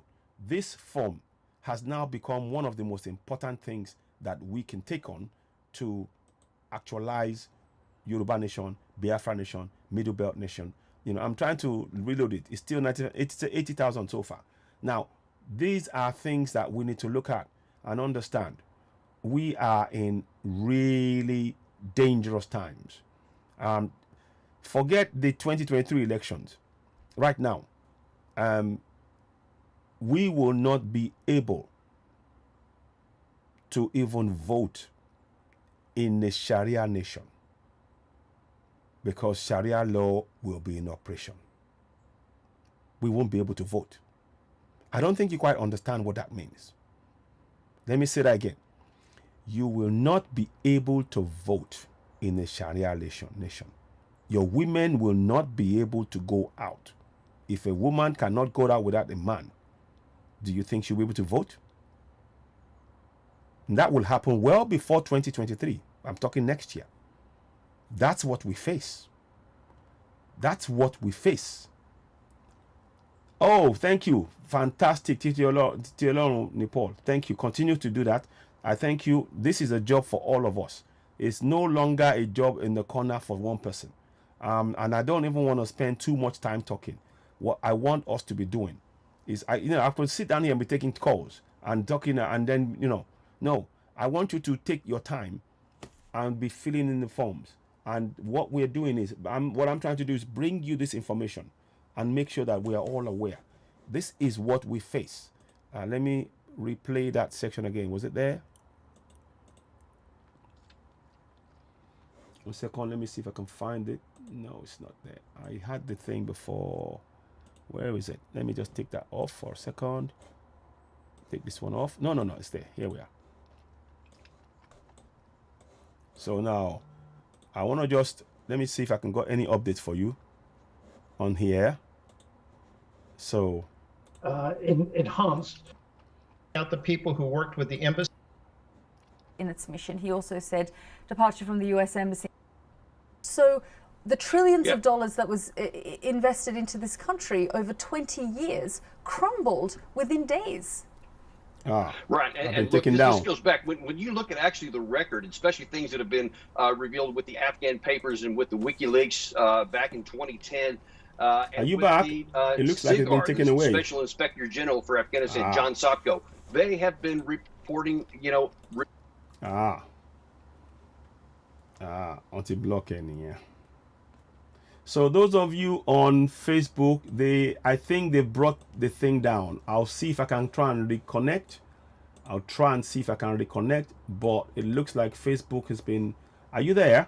Oh, I'm still live, but it looks like it's... I'm not quite sure what's happening. Can you still see me on Facebook? Let me just see. I wanted to just see. I want to just check because it looks like it's been brought down somewhat. There was some sort of... Okay, we're back. Okay, yes. Yeah, please. I post. It's on the link. The link is right there. Emmanuel J. Edoche. It's there. So I want to just reiterate for those who are joining us again. Let me... Okay. Hello. Hello, caller. Hello, caller. Hello? Yes, hello, yes. Yes, go ahead. Hello, sir. Hello, my brother. Good afternoon. Good afternoon. I'm going. We can hear you. Yes, go ahead. We can hear you. Okay, sir. Yes. Yeah. Sherry, in what we so concerning our elders, our parents, so we can come together or not coming together. Yes. Emi oni nkan ba àwọn yẹn sọ. Sherry, nǹkan tẹ́mi wá after the lay. Sherry ń tẹ́ agitate fún wa as a media tí ẹnu tí yín bá ti kò. Ẹ̀yin gangan fúnra ara yín tẹ́nu yín bá ti kò. Ẹ lè fúnra yín gangan lè provide central account. A ní láti wait for anybody anymore. Gbogbo wa ni leader. That's it. Everybody is a leader. Except Professor Banji Akintoye. Yeah. I need to continue to dúró fún anybody wey come and make decision fún wa mọ́. Ẹ̀yin media tẹ́nu yín bá ti sọ ẹyọ kan. Anybody ti ráàrin yín mọ́ nǹkan tá wà after nìyẹn for now. Ẹ̀yin gangan fún ẹni ìdí àkáǹtì jáde. We don't have to wait for anybody anymore. Okay, so that's an idea. Yeah. You need to after right now. Come together. Tell you about to come together. Don't we need to share your call? If I want to select a command Professor Banjaki to the back, that's all we need. We don't have to wait for our clinical, the authorities, no. I'm not to do for anybody more. And you mean, I can focus on the Lord go. Share your call, come in, share on what our stance in here right now. A job, but what is that honeymoon follow? What is that honeymoon follow, sir? But Killer sort of Afghanistan. What do you Killer? I hear you, and we're working on it as much as we can. But Killer is here to one lay. Right.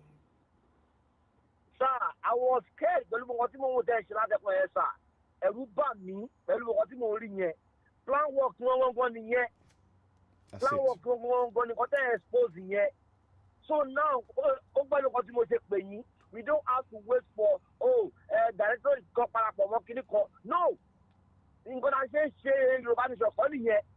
I share your vanish because I need the freedom. That is the reason why I can't call up for whatever I say. And that's going for anybody most side door. Any media they can come together. They one account and move one account that line. Thank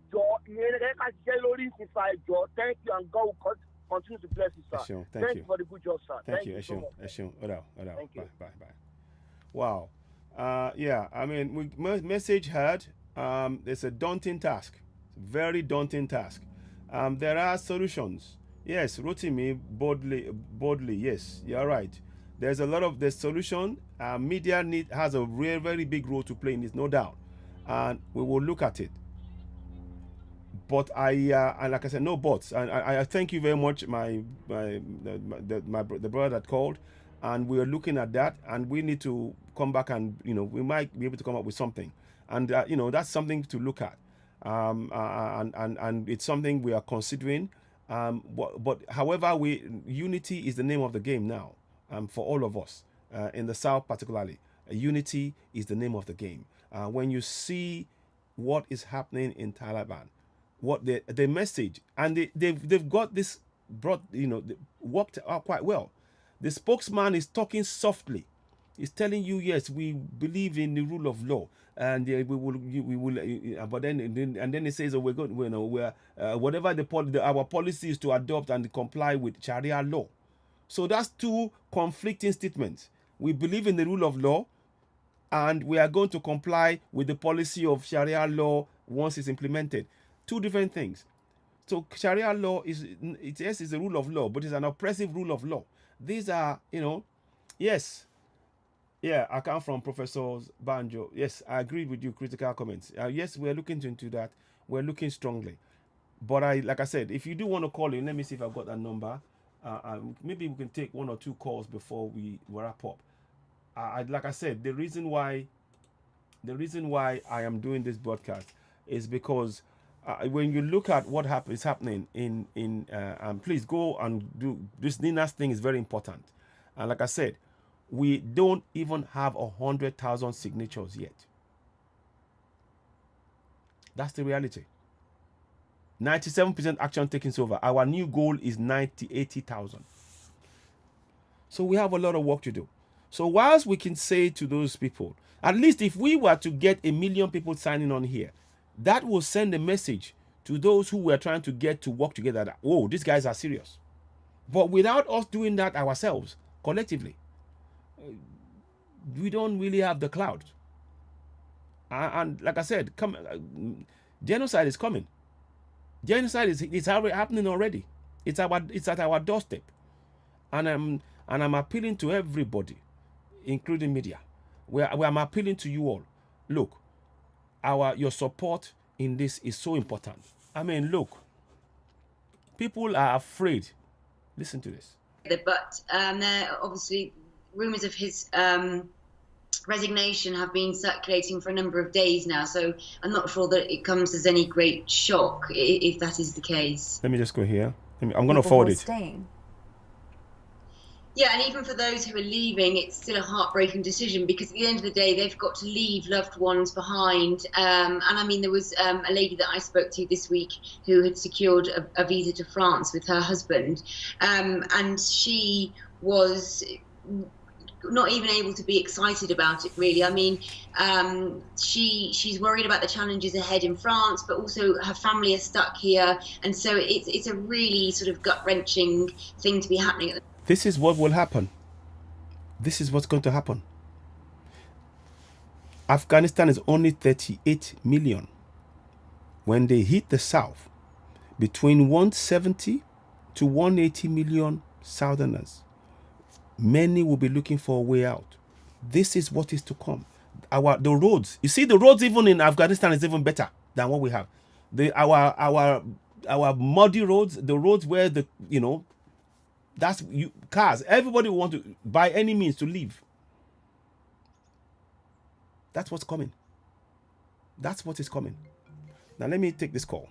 Hello, caller. Hello, caller. Hello. Hello. Hello, this is Ewa Ekason. Ekason, just I'm sorry, mo ń gbọ́ yín. Majek ló ń sọ̀rọ̀ láti Nàìjíríà, mo ti sọ̀rọ̀. Okay, sir. Majek, à ń gbọ́ yín. Ẹ máa sọ̀rọ̀ lọ, sir. Kí ló ń gborúkọ ní náà tẹ́ ẹ̀ sọ yìí? Ebe kò máa ń sọ ní kí máa ń sọ bí tí wọ́n ti lè jẹ́ tí wọ́n ti lè mo ti ó wà lórí ṣe ń wo lórí ṣe bá ń wo platform wa ó wà pin lórí phone wa báyìí lórí àwọn lórí black. Ìkọ́tù mo sọ ni pé ibo lè wọ́n máa ti lọ click ibo lè wọ́n ti máa get tiẹ̀. Cherry, mo ti fi link ẹ síbí báyìí tí má ti pè yín tọ́sìn ẹ jẹ́ kí n kọ orúkọ yín sílẹ̀ ẹ jẹ́ kí n kọ phone number yín lẹ̀. So I will send it to you personally for you to start acting on. Kẹ̀bẹ̀ sí ní pin tẹ́ ẹ gbé sórí phone gbogbo àwọn tó wà ládùúgbò yín kẹ́ jẹ́ kán rí. It is. Because ṣe ti rí kíní yẹn ó jẹ́ kí ni èmi ò mọ̀ mi ṣàlàyé kíní yẹn ó jẹ́ kí wọ́n bóyá ẹ̀yin mídíà kejì wá sórí ṣé wàá ṣe program lórí ẹ̀ lọ́tọ̀. Bẹ́ẹ̀ni. Because èèyàn majority kan gbọ́ program ni wọ́n mọ̀ pa nǹkan tá à ń sọ yàrá. Okay. Do a program on majority kan pa Yorùbá nation ni wọ́n mọ̀ pa nínú àtàrà. Okay. So ara nǹkan tẹ́ fẹ́ ṣe afẹ́ káwọn ìyálọ́jà náà káwọn náà mọ̀ pa kínní. So we are going to try and. Gbogbo àwọn ìyálọ́jà tó ń sọ wọ́n gbọ́n pa ọgbó kínní wọ́n gbọ́n pa ẹ̀. Wọ́n kàn gbogbo yẹn kàn pariwo Yorùbá nation wọ́n gbọ́n pa wọn mọ́ báyìí máa ṣe wọn mọ́ báyìí máa go into. We have to. Ara eléyìí jẹ́ àwọn ìgbésẹ̀ tó ṣe pàtàkì tán láti ṣe. So but mo gbọ́ yín mo ti kọ nọ́mbà yín lẹ̀ so we will máa send sọ́dọ̀ yín but owó wà lórí tẹ bá ń wo ṣé ń wo live broadcast lọ́wọ́lọ́wọ́ báyìí. mo ń wo live broadcast lọ́wọ́. tẹ bá wò ṣe rí níbi kan àti pin sórí Oduduwa TV radio lórí live broadcast yẹn àti tẹ bá kàn tẹ bọ́tù yẹn á gbé ní NAS website yẹn á gbé wá fún yín lórí fóònù yín ẹ kàn lè lọ fílẹ̀ mo ṣe ń sọ̀rọ̀ ẹ jẹ́ kí n tún sáré fi kíní yẹn hàn yín tẹ bá ṣe ń wò live tẹ bá ti lọ lórí live broadcast tẹ bá ìgbẹ́ ṣe ń wò mí ṣe rí NINAS ẹ kàn tẹ NINAS ẹ rí ninasffn.org tẹ bá ti wọlé ó máa gbé yín wá sí let me just go back one step ẹ máa lọ síbí báyìí ṣe rí tẹ bá ti ṣe ń rí nǹkan tó wà lórí screen báyìí right now ṣe ń rí hello network okay anyway come on say máa lọ hello yeah so please hello let me just go back one step okay hello yeah please who's speaking hello. Yes, good afternoon. You're live now. Ẹ káàsán. Ẹ jọ̀ọ́ kí ló kọ yín mà? Faith ni faith. Okay. Ìgbàgbọ́. Okay, bẹ́ẹ̀ni ẹ ṣeun. Látòyè wọn. Okay, ẹ ṣeun. Live show. Okay. Mo ní nǹkan tí mo fẹ́ because Dr. Sabi.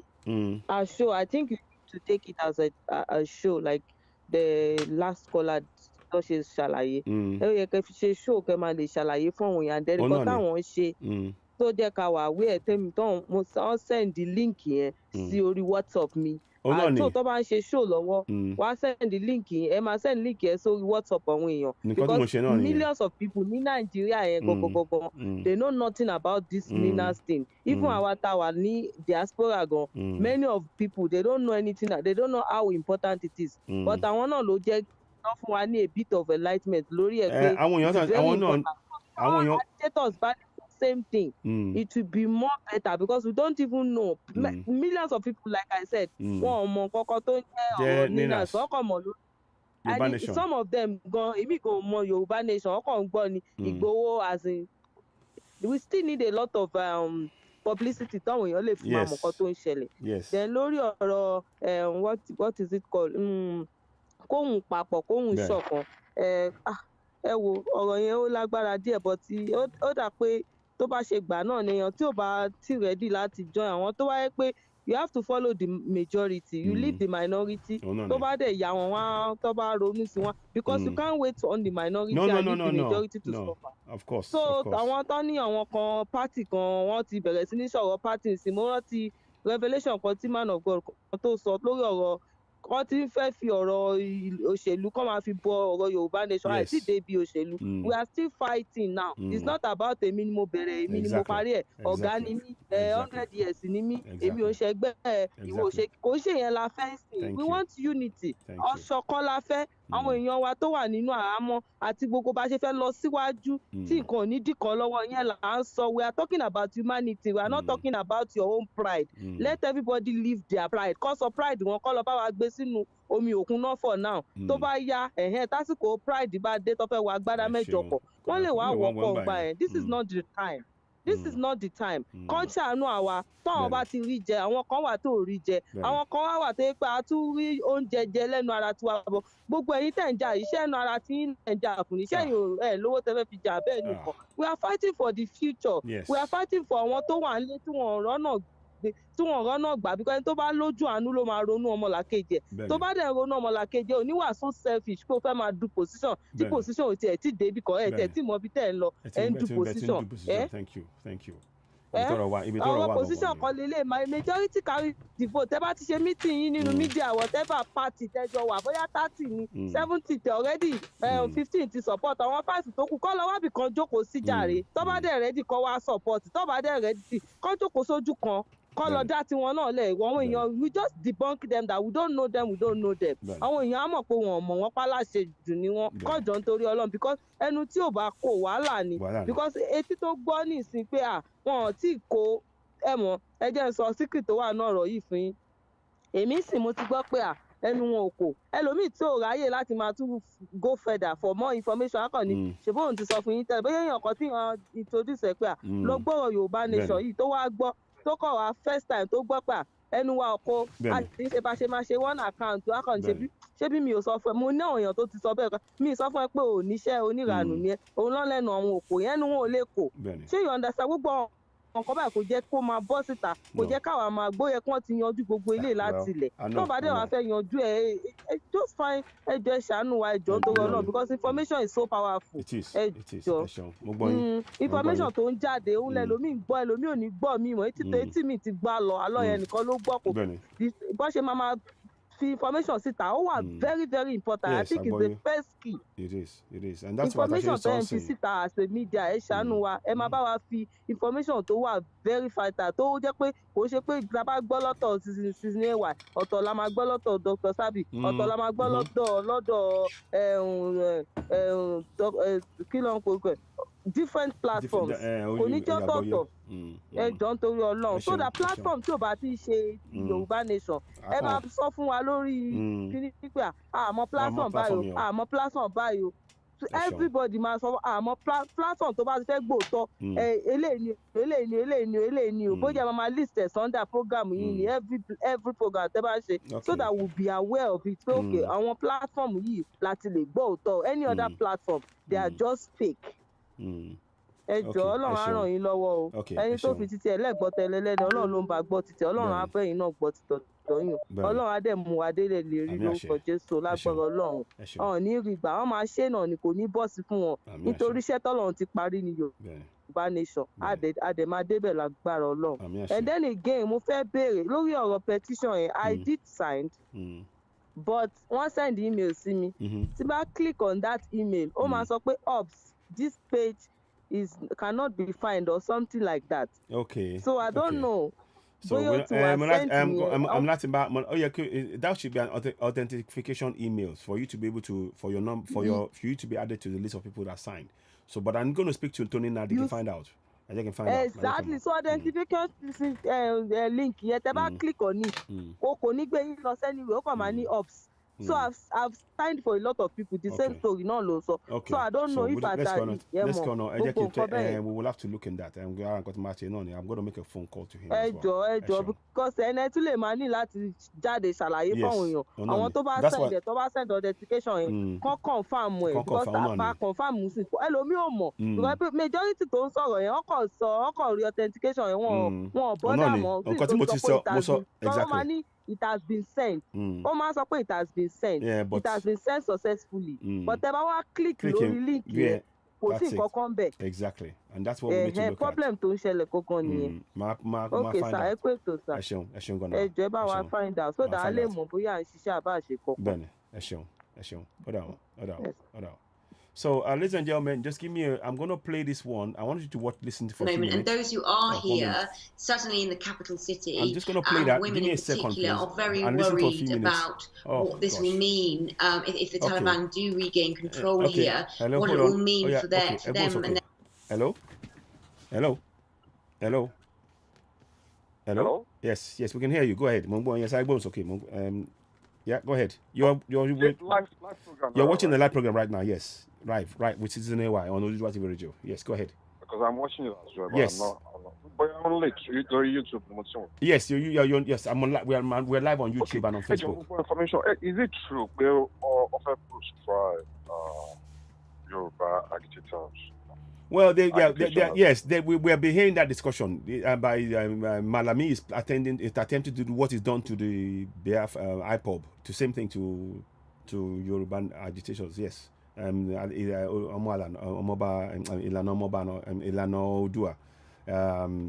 Yes.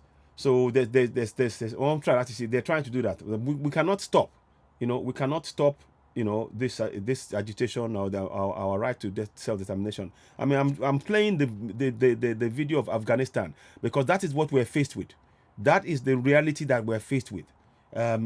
So it is true. You heard that. From what I've heard, that's what's going on.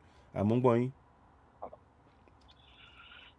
So is there any other? I mean, is it Plan B or? Well, there's only one plan. The one plan is for us to go for self-determination. Have you signed the Nina's form? I did. Okay, fantastic. Have you shared it with family and friends? Because all of us need to be involved in that. And if you've shared it, share it again. Make sure that more people, particularly more people on ground. And what we're trying to do, obviously, is to actually have this thing whereby the central account. So we have somewhere where we have some funds to be able to help people, you know, in whatever circumstances they're in, be it medical, be it physical, be it protection, be, you know, all of those things.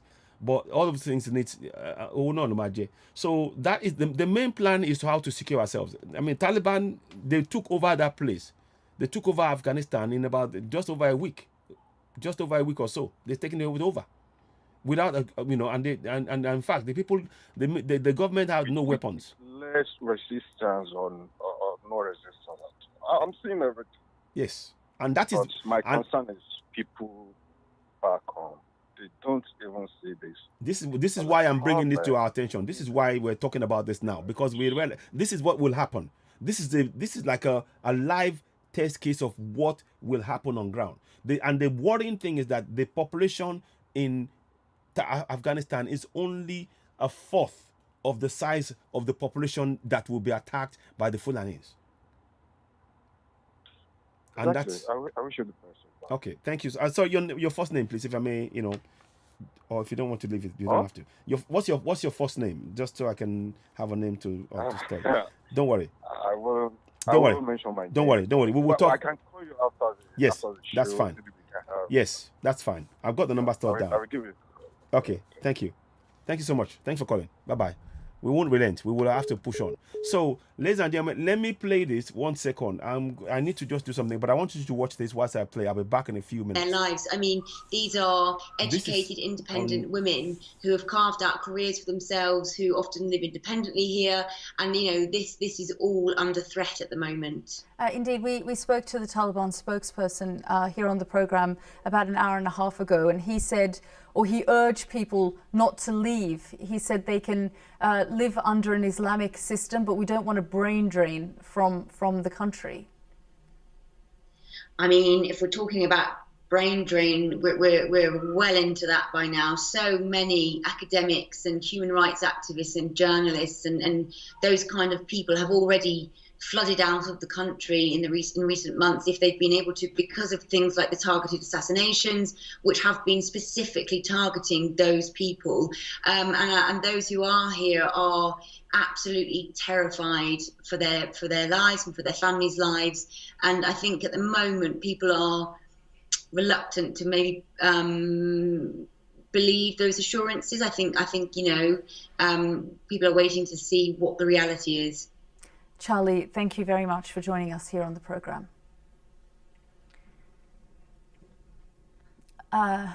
Earlier, I spoke to Taliban spokesman Sohail Shaheen about what they plan to do now. Here's more from that interview.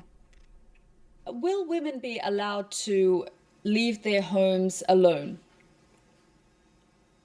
Sure, as per the laws of the Islamic laws, all they can. Even in the past, women were walking.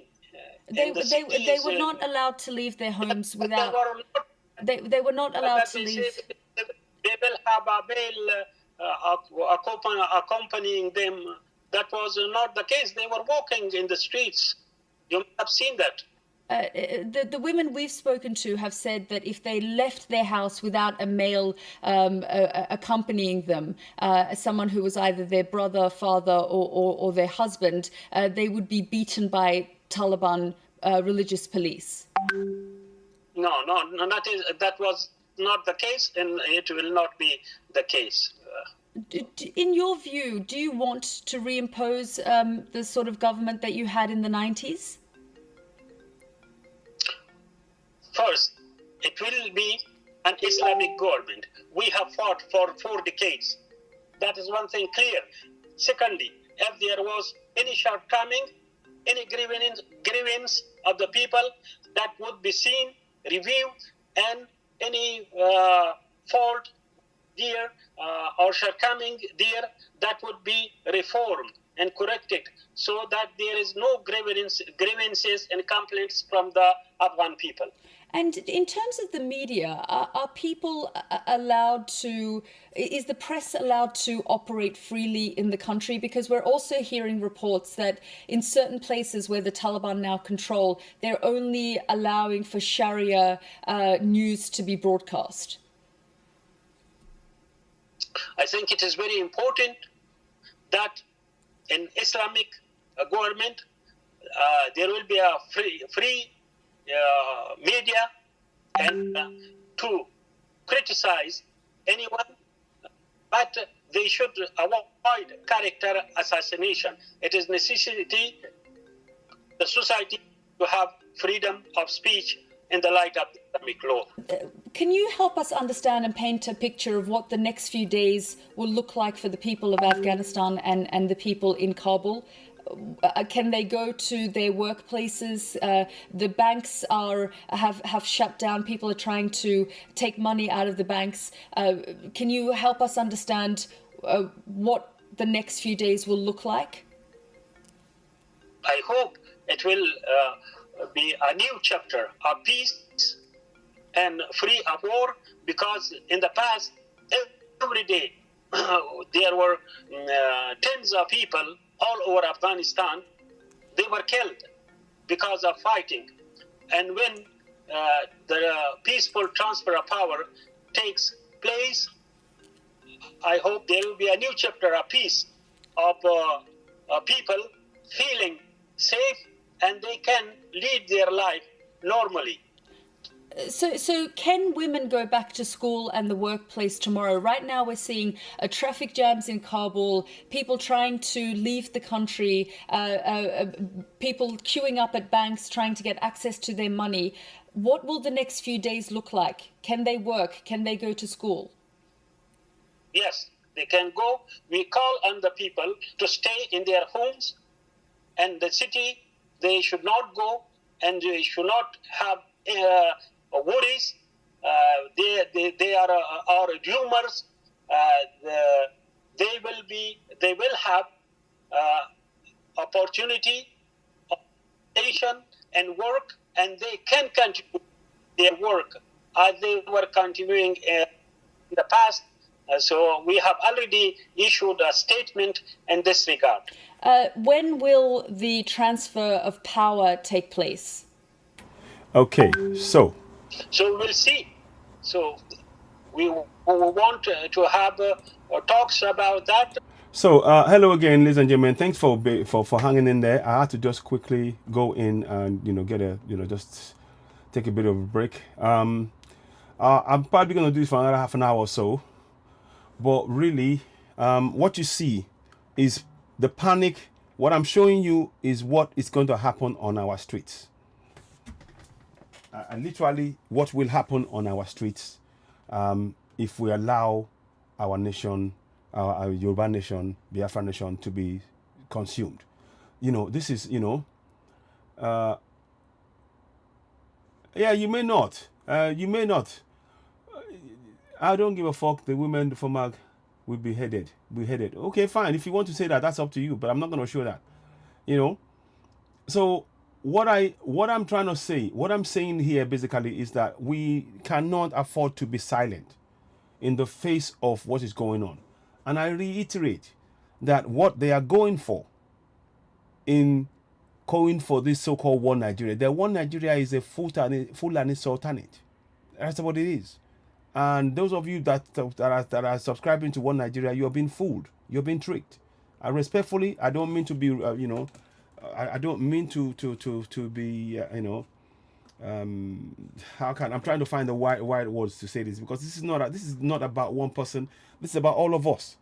And I don't know if you are not concerned about what you see on the picture. If you're not concerned, if you think, oh, it's okay, it's fine.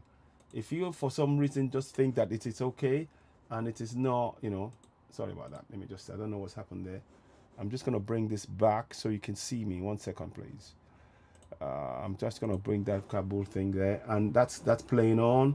Now, let's see what's going on here. 1 second, because it's one of the screens is frozen and I don't want it to. Right. Okay. So now, unless and until we all realize that this is not a joke anymore, things will continue in this manner.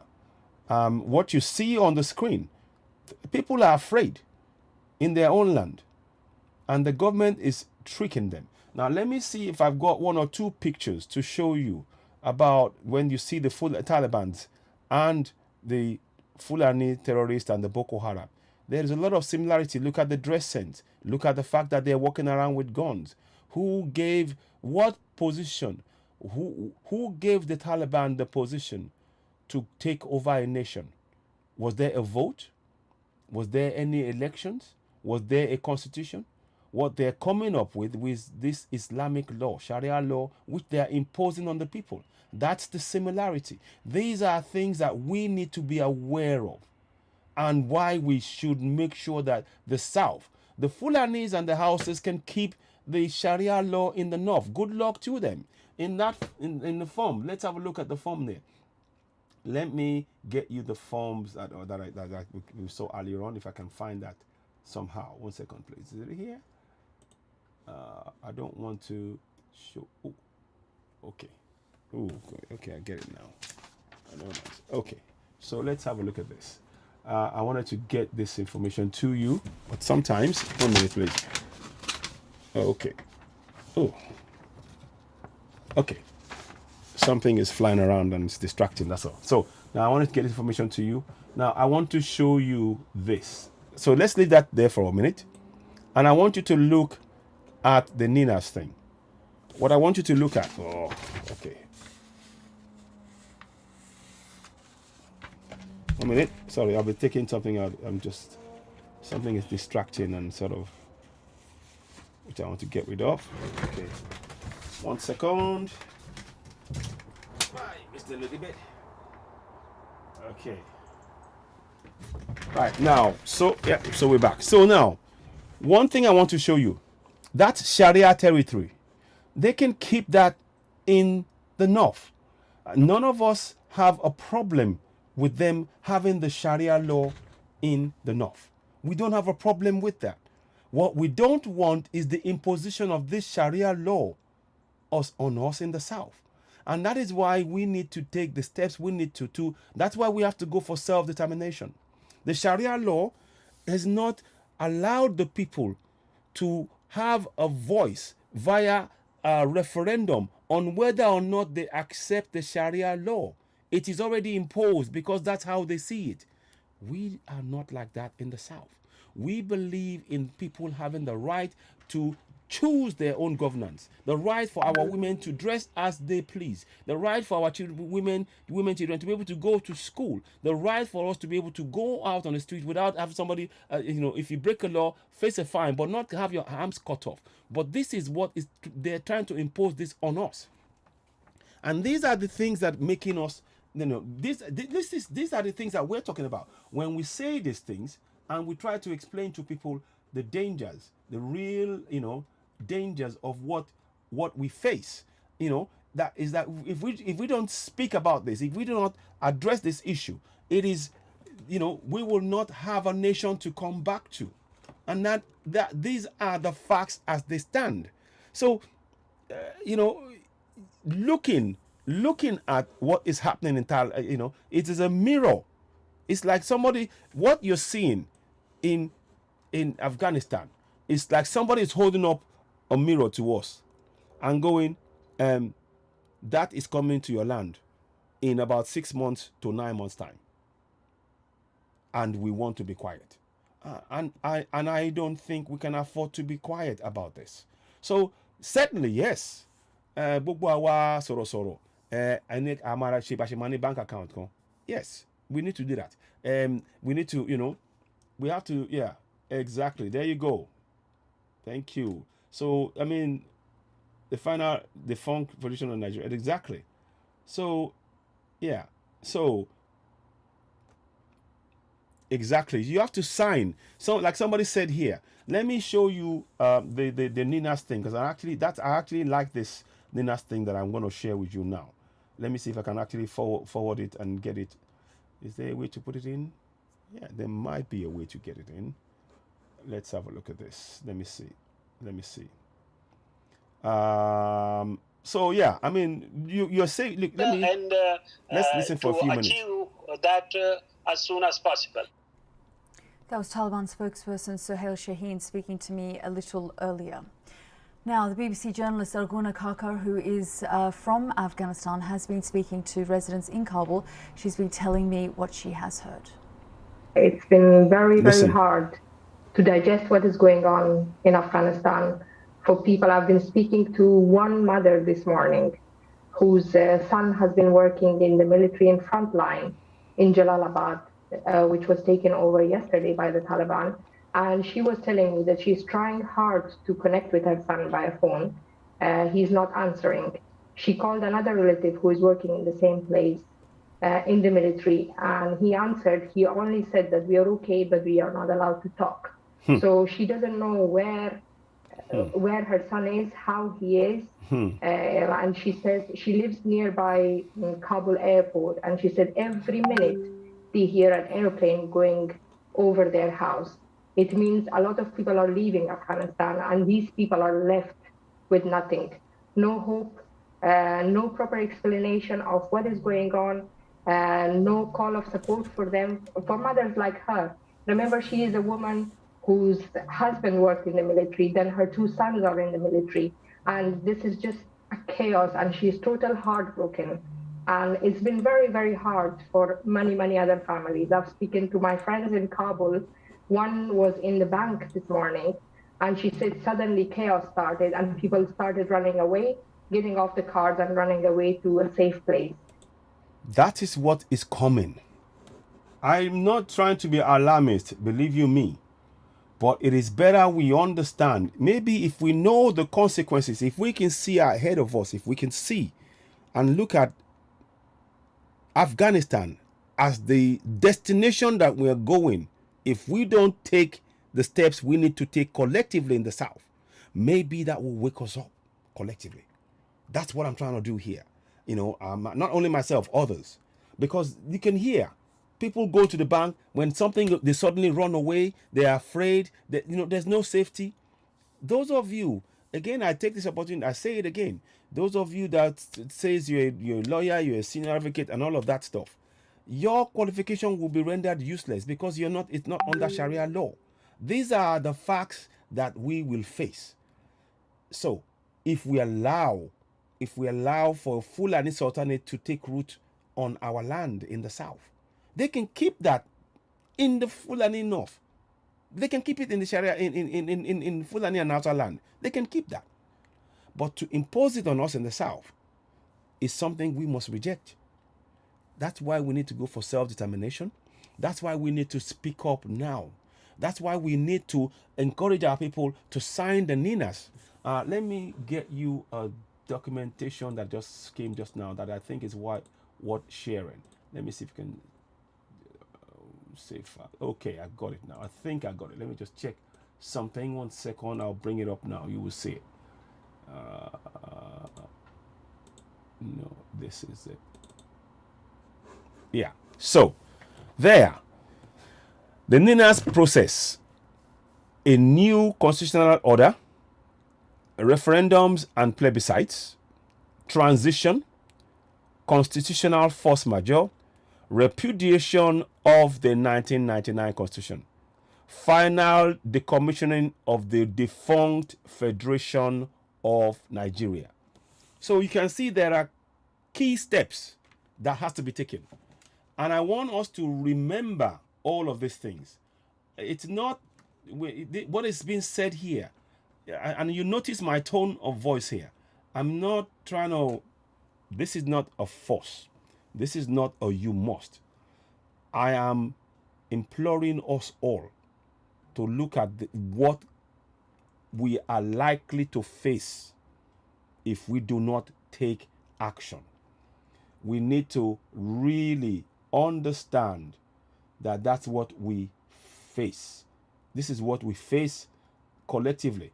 If we don't take collective action to secure the future of the coming generation of Yorubas, Biafrans, and Middle Belt by pulling us out of their attempt to suck us into a Sharia nation, which is going to be imposed.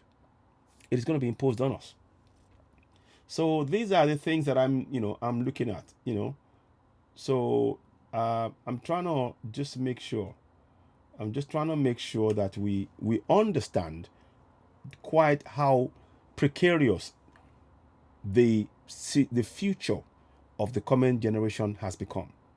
It has become very precarious. It is, ewu ńlá, ewu ń bẹ lóko, kí wọ́n ti ń pè lóńgẹ́ fún rẹ̀ gan ewu ni bó ṣe máa ń sọ. Ṣé mi yé yín? So, yeah. Lebanon 1. I'll try and see if I can find that. Yes, exactly. Afghanistan will be better. Exactly. Citizen. Exactly. So I will try and show that the Lebanon one. But look, what is going on? And look, if you notice, I guarantee you, BBC, Reuters, and others, they will come in at the closing moments when the Fulanis have run everything over. That's when you will see them come in. They won't come in. They won't come in now. They won't.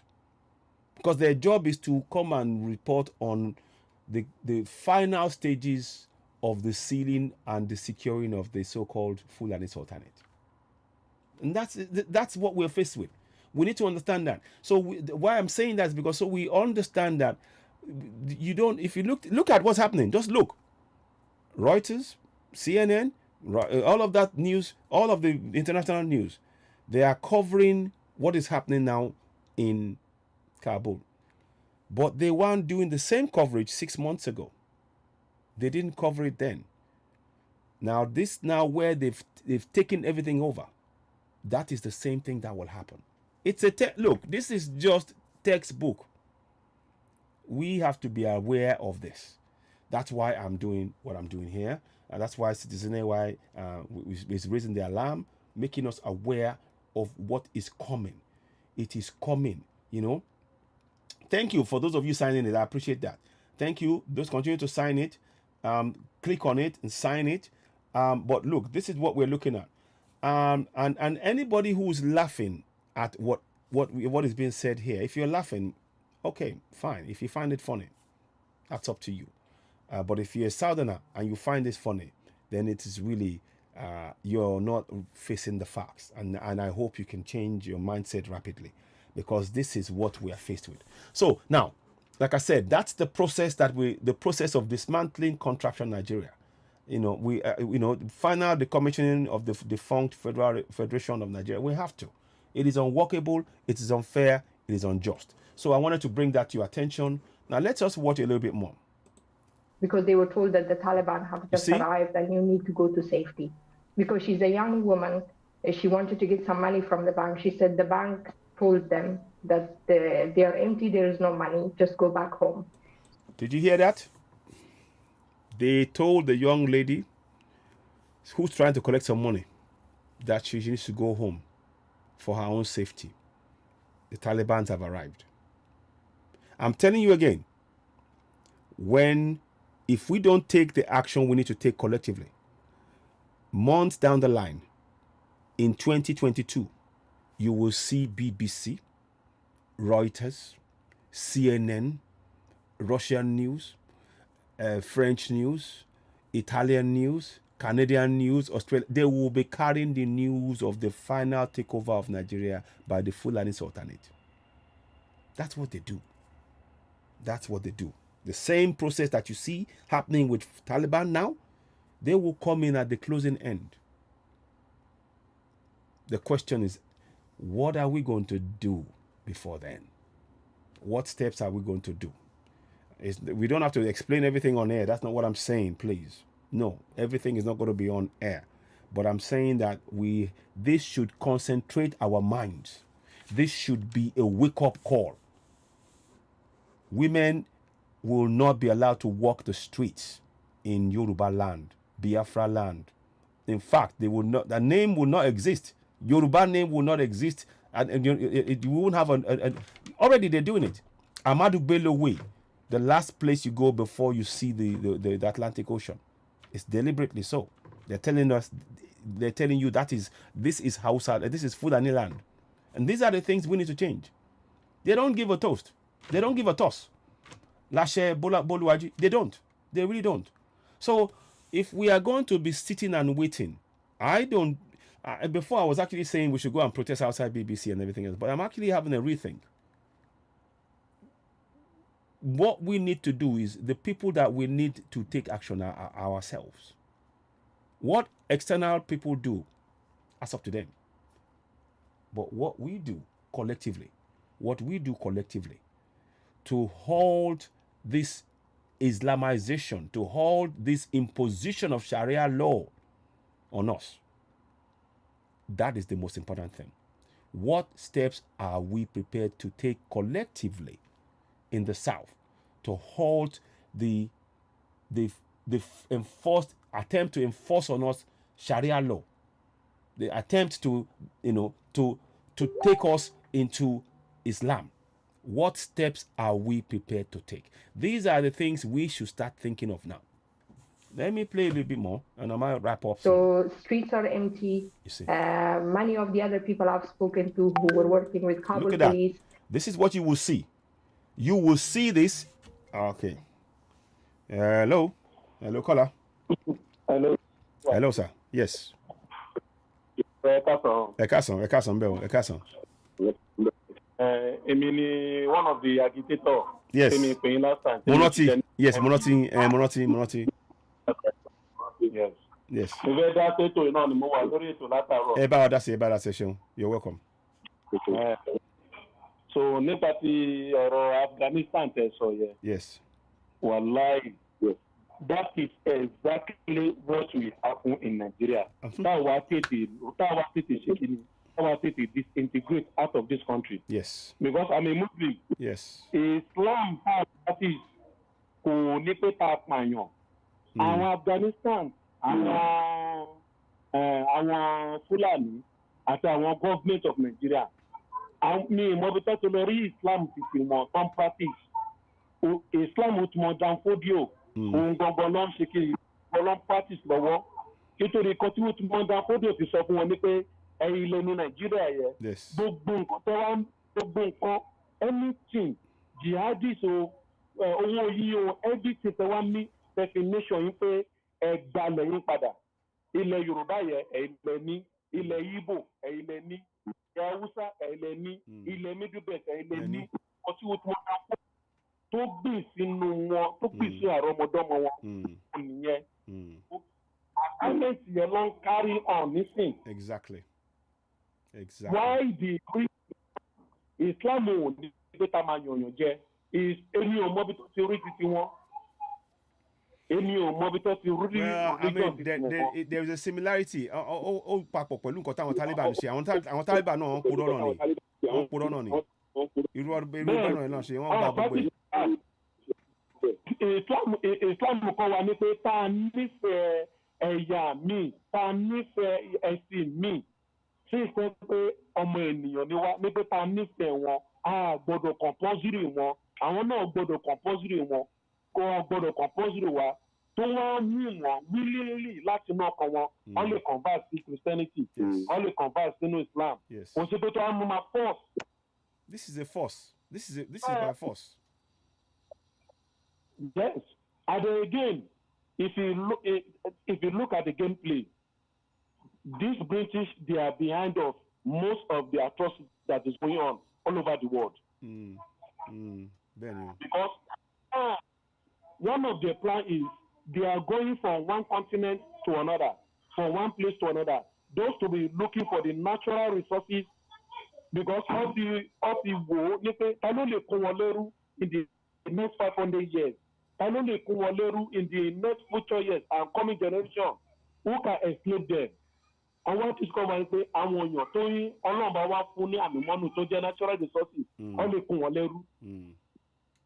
So, most of the country tó ní atrocities tó gbé disasters ṣẹlẹ̀ lójoojúmọ́ àwọn country tó gbé ọlọ́run bá fún wọn ní natural resources ni àwọn British they know about all these atrocities they know about it but they quiet they have already played the game until play game yẹn until wájú so ọwọ́ jókòó wọ́n expect níbo tó máa bára wọn jù but táwọn kò máa kó tó máa kó epo bitumen àti gbogbo nǹkan tó wà ní orílẹ̀-èdè táwọn máa kó tó máa kó wá sí England, Wales, Scotland, àti Ireland táwọn bẹ́ẹ̀ni. àwọn thank you ẹ ti sọ mi ti ẹ kò sáfikún náà ọ̀rọ̀ tẹ́ sọ yìí mi lè fi kọ́kọ́ kún mi ò kò ṣe é jiyàn. It is so pé bọ́ fẹ́ bọ́kọ̀ ilẹ̀ Yorùbá ti dá dúró because no going back. Bẹ́ẹ̀ni. The United Nations go there's nothing United Nations can do again. Yes. Rather they will come out and call the federal government of Nigeria and call the whole people who is calling for disintegration. They have to sit down and renegotiate any owó tí federal government of Nigeria tó wá ń jẹ any other country. Let us renegotiate and pay them the money. Tolukaluku lọ because kìíní yìí ó ti ju United Nations lọ. Bẹ́ẹ̀ni o. Beyond United Nations. He has go because several parties in United because down àti mọ àwọn tó jẹ́ that is one of the highest complaints in Nigeria. Tẹ́gbẹ́ British ló ní, Germany ló ní, France ní, most of the top number 5 countries tán lọ fún G7 àti G8 àti not. We know the countries they have in Nigeria. Àdéhùn mọ̀ nǹkan tá a lè ṣe. Ọmọ nǹkan tá a lè ṣe because company pé tí wọ́n wá ti dáhùn ní company méjì àbí company mẹ́ta pápápá. So ọ̀n ní fẹ́ jẹ́ kí iná down. Ọ̀n ní iná down. Wọ́n máa fẹ́ dance to our tone but ọkọ̀ọ̀kọ̀ fẹ́ tó wá jẹ ní pé kí náà lè sọ yìí. September 14 tí bàbá wa Professor Banji Akintoye tó sọ ń pé àwọn máa lọ sí New York láti lọ ṣe acclamation níbi Yorùbá fẹ́ sọ. Wọ́n ti yẹ gangan náà máa mọ̀ bí i United Nations bí wọ́n fẹ́ support ìwà ni o àbí wà interest ọjọ́ yẹn gangan náà máa mọ̀. Ọjọ́ yẹn gangan náà máa mọ̀. Ọ̀tí méjì lè fi pé Yorùbá Nation no going back. Yorùbá Nation no going back. Ẹ jọ ṣe tí bá wa sign petition náà ṣe tí bá wa sign petition. Ok ẹ bá máa pè fún fáwọn èèyàn ariwo yẹn àgbọ̀dọ̀ bẹ́ẹ̀ni. Mo sọ fún wọn lójoojúmọ́. Ok. Mo sọ fún wọn lójoojúmọ́. Kódà tí kò gbọ́ mi tọ́ bímọ èní ó jẹ́ tí ń jáde ó jẹ́ títú lọ gba àwọn nọ́mbà orúkọ àwọn èèyàn tí ń bá wọn sáyẹn because mo ní àwọn èèyàn sáyẹn petition. Mo ń ṣe káàkiri so Oduduwa gbé wá kò ní gbọ́ ọ̀dàdàn lágbára Ọlọ́run. Ẹ ṣeun mo ní nọ́mbà yẹn a tún máa sọ̀rọ̀ ẹ ṣeun mo dúpẹ́ lọ́wọ́ yín àmì àṣẹ ẹ ṣeun ọ̀dà ẹ kú ètò ẹ ṣeun ọ̀dà bye. So that is somebody that I've called the show before and is telling us that everything that is you can see the writing is on the wall. The writing is on the wall. You know, yeah, Nigeria, yeah, exactly. It will be. So, the writing is on the wall. The writing is literally on the wall. Now, let's listen to what this lady is saying again. Let me hear. And these are people who have worked so hard in the... Okay, hold on. Hello, caller. I've got maybe 10-15 minutes or so. Hello, caller. Yes? Hello, caller. We're on here. Can you hear me? Ekaaro, sir. Ekaaro. Yes, I can hear you, sir. Okay, ma. Ẹ kú ojúmọ́. Àwa nìyẹn, sir. Orúkọ tèmi ni Friday Fayọ̀wọlé láti Las Vegas. Okay, sir. Okay, ẹ ṣeun. Mo dúpẹ́ gidigidi lọ́wọ́ yín o fún iṣẹ́ tẹ́ ń ṣe. Ẹ ṣeun. Mo dẹ̀ dúpẹ́ lọ́wọ́ Ọlọ́run fún àtìlẹ́yìn Oduduwa Nation. Mo dúpẹ́ lọ́wọ́ Ọlọ́run nítorí Ọlọ́run ò jẹ́ kí làálàá wa kó já sásán. Ẹ wo àwọn tó pera wọn ní Oduduwa tí wọ́n ti ṣe tọkàntọkàn eré ni wọ́n ń ṣe o. Tá a bá délẹ̀ lérí yìí tán àwọn náà mọ̀ wípé ẹ̀dá tọ́lọ́run ti dá nation tí Ọlọ́run ti dá kò ṣeé fọwọ́ rọ́ sẹ́yìn. So àwọn kan wà tán sì ń wò pé kámi ṣé tibí ni máa ṣe àbí tọ̀hún. Kán tètè join ní moving train. Bẹ́ẹ̀ni. Nítorí àgbájọwọ́ òun la fi ń sọ̀yà. Bẹ́ẹ̀ni. Nǹkan ẹ̀kan tó dẹ̀ ń ṣe wá ni pé tó ń ṣe wọ́n ni pé if they don't allow me to lead, I will not follow. Ẹ jẹ́ kí kálukú gbé pride mi. Tá bá ti gbé pride wa mi, ibi tá à ń lọ àti rámì ibẹ̀. Ẹ jẹ́ kí n padà sí orí ató amọ̀nàrún má lọ Elizabeth tó wà ní kìíní gbogbo àwọn United Kingdom tó ń pera wọn. Bàbá mi, nǹkan ẹyọ kan tí wọn ò jí ní Áfíríkà torí pé ó wúwo dẹ̀ ni. Ṣé ẹ mọ̀? Kíni mo gbọ́ yín. Nǹkan ẹyọ kan tí wọn ò rí jí nínú gbogbo ohun àlùmọ́yìn tí wọ́n ń jí ní orílẹ̀-èdè. Nǹkan ẹyọ kan tí wọn ò rí jí ni òun ni pyramid. Bẹ́ẹ̀ni. Nítorí pé ó wúwo kò síbi tán lè gbé sí. How long did it take them láti dá bronze tán jí ní Benin Kingdom padà? Wọ́n ti dẹ̀ padà pàápàá. Wọ́n jọ díẹ̀ ó sì kú àìmọye ń bẹ̀ tó wọ́n wà dọ́dọ̀ wọn lọ́hùn. Lóríṣiríṣi lọ bẹ́ẹ̀ àtàwọn ìlú míì àwọn nǹkan tán jí ní Jamaica àwọn tó yẹ kán ṣe reparation fún wọn. Ó lè nítorí wọn ò ní nǹkan kan. Ẹ jẹ́ kí n sọ kinní kan fún yín nípa ohun tí mo rí nínú àwọn Boko Haram àti United Kingdom. Màá sọ fún yín lénìí, they are very similar, they act the same. It's just that one is westernized. Sherry, if you tag them together, you can call them invaders. Invaders ni wọ́n. This is what invaders do. One, they have two things. They go, they kill, and steal. So, they don't have anything to lose.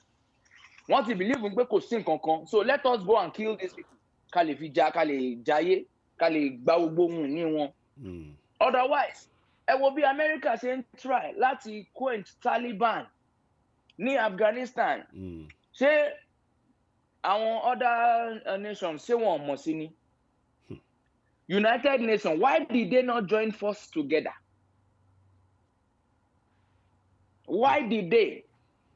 So wọ́n ti wò pé ó máa pay àwa tẹ́yìn bá ń jà táwa ń tapo sí tá à ń kó ohun ìjà olóró fún yín tá a dẹ̀ ń gba ohun tó yẹ kó ṣe yín láǹfààní tẹ́yìn ò mọ̀ pé à ń gbẹ̀yìn gbà kúrò nínú kínní. Ibi tọ́rọ̀ ń lọ àti débẹ̀ tán. Tí lágbára Ọlọ́run tá bá gba Oduduwa nation yìí ẹ̀rí pàṣírí púpọ̀ máa tú. Ó tiẹ̀ ti ń tú. In other words, àwọn America ti send 5,000 soldiers padà sí Afghanistan, sí Afghan. Then extra 1,000, that's 6,000. Ṣé wọ́n ní United Nations military forces, peacekeeping forces? Ṣé wọ́n ní mọ́? Thank you. Nítorí máa ṣẹlẹ̀ sí wa nǹkan tó máa ṣẹlẹ̀ sí wa gangan lẹ́ ń sọ yẹn o. Nítorí máa ṣẹlẹ̀ sí wa gangan lẹ́ ń sọ yẹn o. This is what they will do. So, bàbá mi, mo fẹ́ ju kinní kan, mo fẹ́ digress a little bit. Kí ni response wọn or slow response wọn towards Nnamdi Kanu's case since tó jẹ́ ọmọ British? How come they are so reluctant? Torí kò ṣe funfun náà, kì í ṣe funfun. Tó bá pé funfun nísìnyí wọ́n á ti dáhùn, but dúdú ni. So ẹ káwa gan ti mọ̀. Páálí yẹn ọ̀nà méjì ni. Tó bá jẹ́ funfun, tó bá jẹ́ páálí, wọ́n á wọlé. Tó bá jẹ́ dúdú, wọ́n máa ṣe báyìí, wáyé yẹn wá máa bá wa ṣe. So òun ló yẹ gbogbo. Tó bá jẹ́ funfun, tó bá jẹ́ dúdú tó ń ta epo sí wọn lẹ́nu wọn á ti. Òun náà ni. Ṣùgbọ́n torí tó bá jẹ́ bírú èèyàn bíi Buhari àbí entourage Buhari àbáwọn aide Buhari ni ó ṣẹlẹ̀ sí, wọ́n ti dìde pé àìrọ̀ as a sitting president nítorí pé ó ń ta epo séṣù wọn lẹ́nu. But because Nnamdi Kanu ń sòótọ́ òótọ́ yẹn dàbí kẹ́ máa la hámà mọ́ọ̀yàn ní kẹ́ máa là mọ́ ọmọ ọ̀ka ẹ̀ lójú ẹ̀ so òótọ́ yẹn hit wọn ó ní òṣè jẹ́ kán ti anything kí ló tẹ̀kì wọn ẹ mọ̀gbà tí EndSARS ṣẹlẹ̀ one of their parliamentary cabinet wọn tó sọ pé that was what somebody did tó gbé almost half of Central Bank wá sí United Kingdom kí ni wọ́n ṣe fún. wọ́n máa fọ́ pa lórí ni wọ́n àgbà wọlé. sáré pé ó wà easier láti gbé owó wọlé ju láti gbé owó jáde because wọ́n fẹ́ kẹ́ gbé jáde.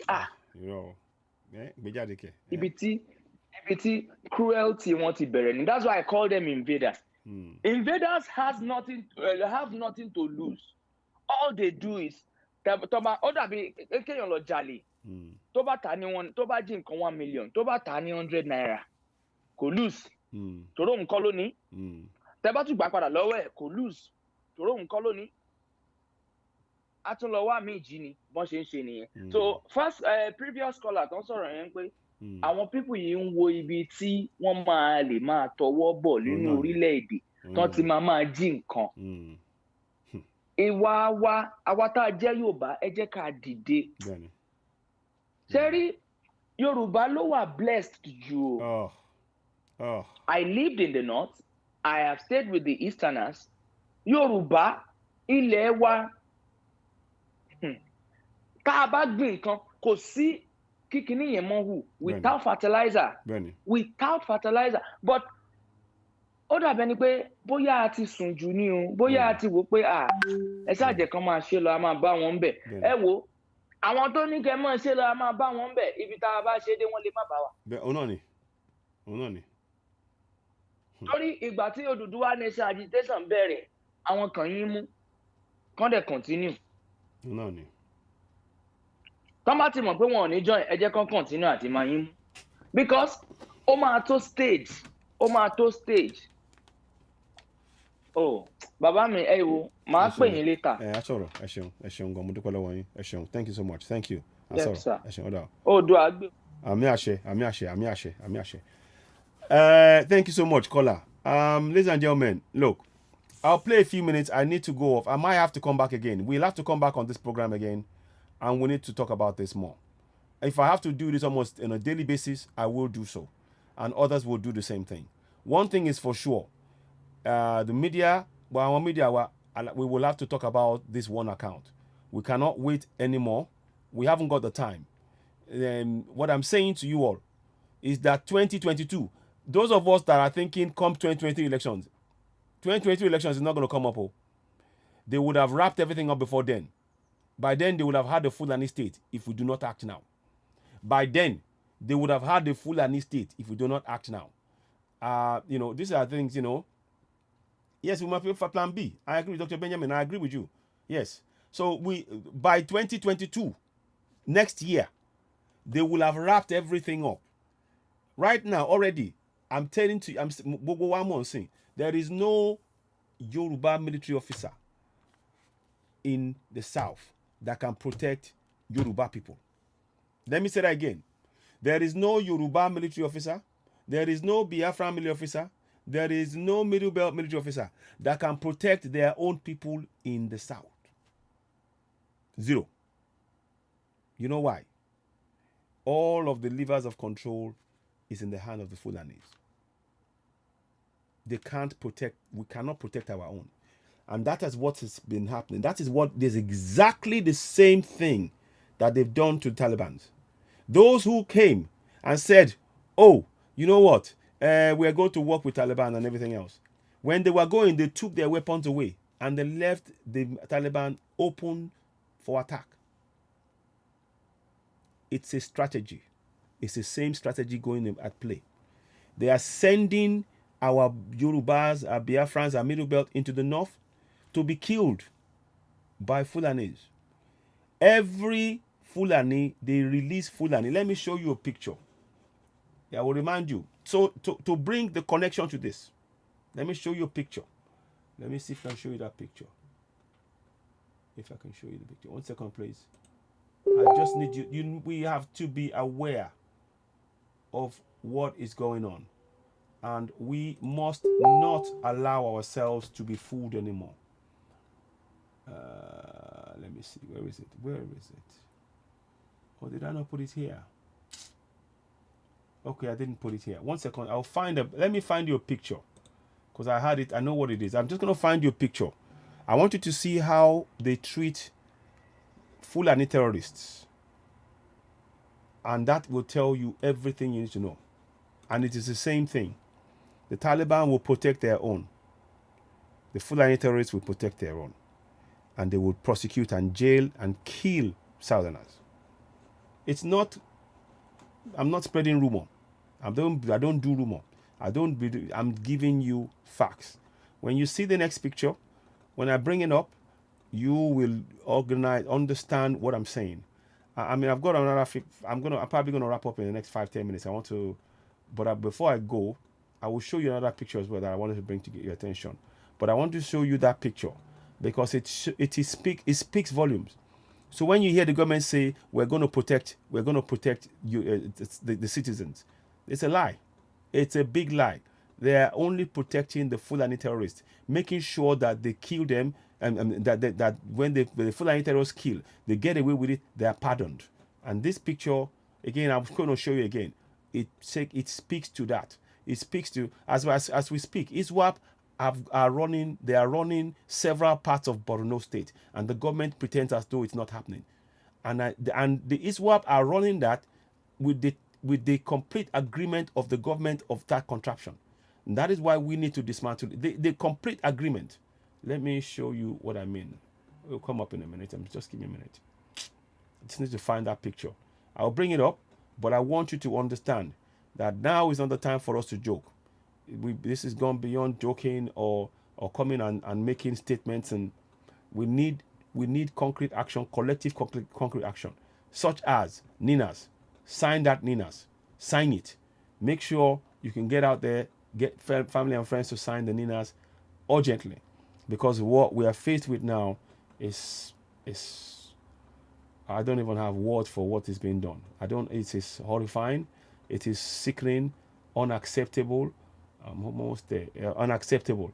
And these guys, they're lying to us. The Taliban are saying, no, we don't want the brain drain, but they're going to kill. But if you're a brainy woman, they would rather have you dead than have you build their economy. And that's the same mentality that these people have. Same mentality. And I want us to be very, very aware that these are the things. That's why we have to speak up. Let me show you this picture. I'm bringing this to your attention. Look at this now. Look at this picture. Let me make it bigger. Look at that picture. Yeah? Look at that picture. You see? These are all Fulani terrorists. They admit that they've killed people. Do you know how they admit it? Let me show you. It says here, Nigerians, please forgive us. Can you see? Can you see? Nigerians, please forgive us. Can you see that there? Can you see that? It says so there. Then it says, Borno State remains the home of peace. And this is the same Borno State that ISWAP have got their flag flying. They've got a commander running several big parts of Borno State. And the federal government of Nigeria have not flushed them out. They have not flushed. This it says here, Borno State remains the home of peace. Can you see it? Forget terrorism and embrace peace. They are telling us not to question them about the terrorism. They want us to accept to be killed in our own land. They want us to be, Yeah, I understand. Yes.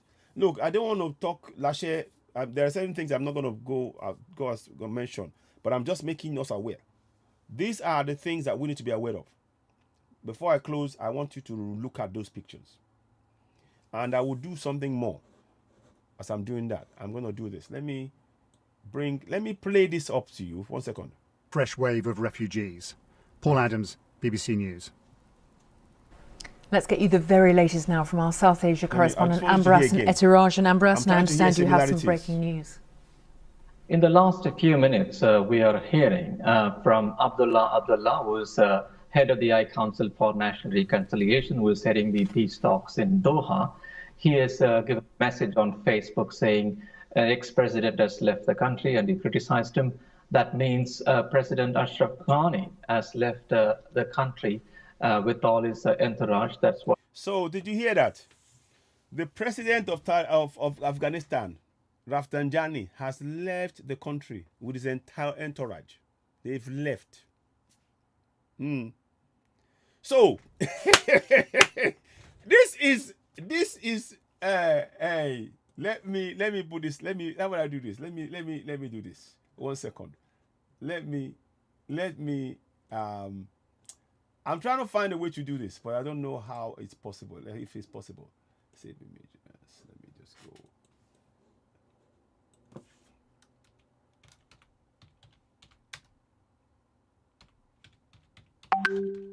Pardon.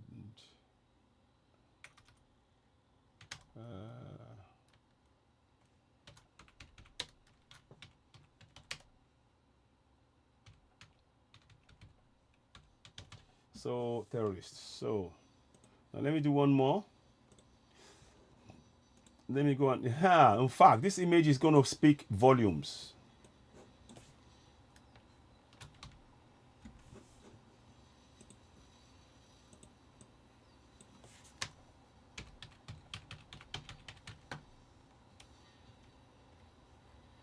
One minute, guys. I'm sorry about this, but just I need you to have this.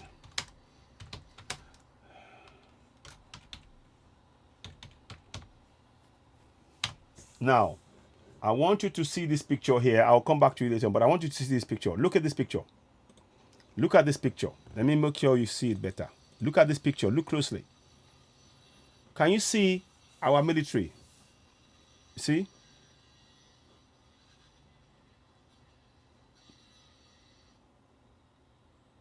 Peace is the only way. And they are handing out T-shirts. Our military are handing out T-shirts to terrorists. They are pardoning them. Can you see? Our military, the military that's supposed to be protecting the country and the people, they are welcoming terrorists that are being brought in from Niger, Chad, Mali, all over. Terrorists. The military that is supposed to be protecting us. Can you not see that there's a time bomb already? The military, that is what has happened in Taliban, in Afghanistan. Let me show you what I mean. Now, let me put this here. Sorry about this. 1 minute. Now, listen to his words. Because they do not want any transitional government. They do not want to be seen that we are now sharing power with this government, because you have to remember, they never accepted this government of President Ashraf Ghani. They always said it was a puppet of the Western regime. So they would not want to be seen as sharing power with someone they don't like. Even there were reports that even during the negotiations in the last few months, they were asking for the resignation of Mr. Ghani, because they never liked him. And they also said only the peace talks can proceed if he resigns, and then we will think about it. And there were also reports of some ministers talking about transfer of power, transition government. Can you see what is going on? So I want to leave that there, and I'm going to put the picture here. I want to leave that there. How can I do this? How can I do this? Can I make it smaller? Can I make it smaller? Okay, let me try something here. 1 second. 1 sec. I need to go in now, but I'm gonna be late with this today. Let me see, Borno.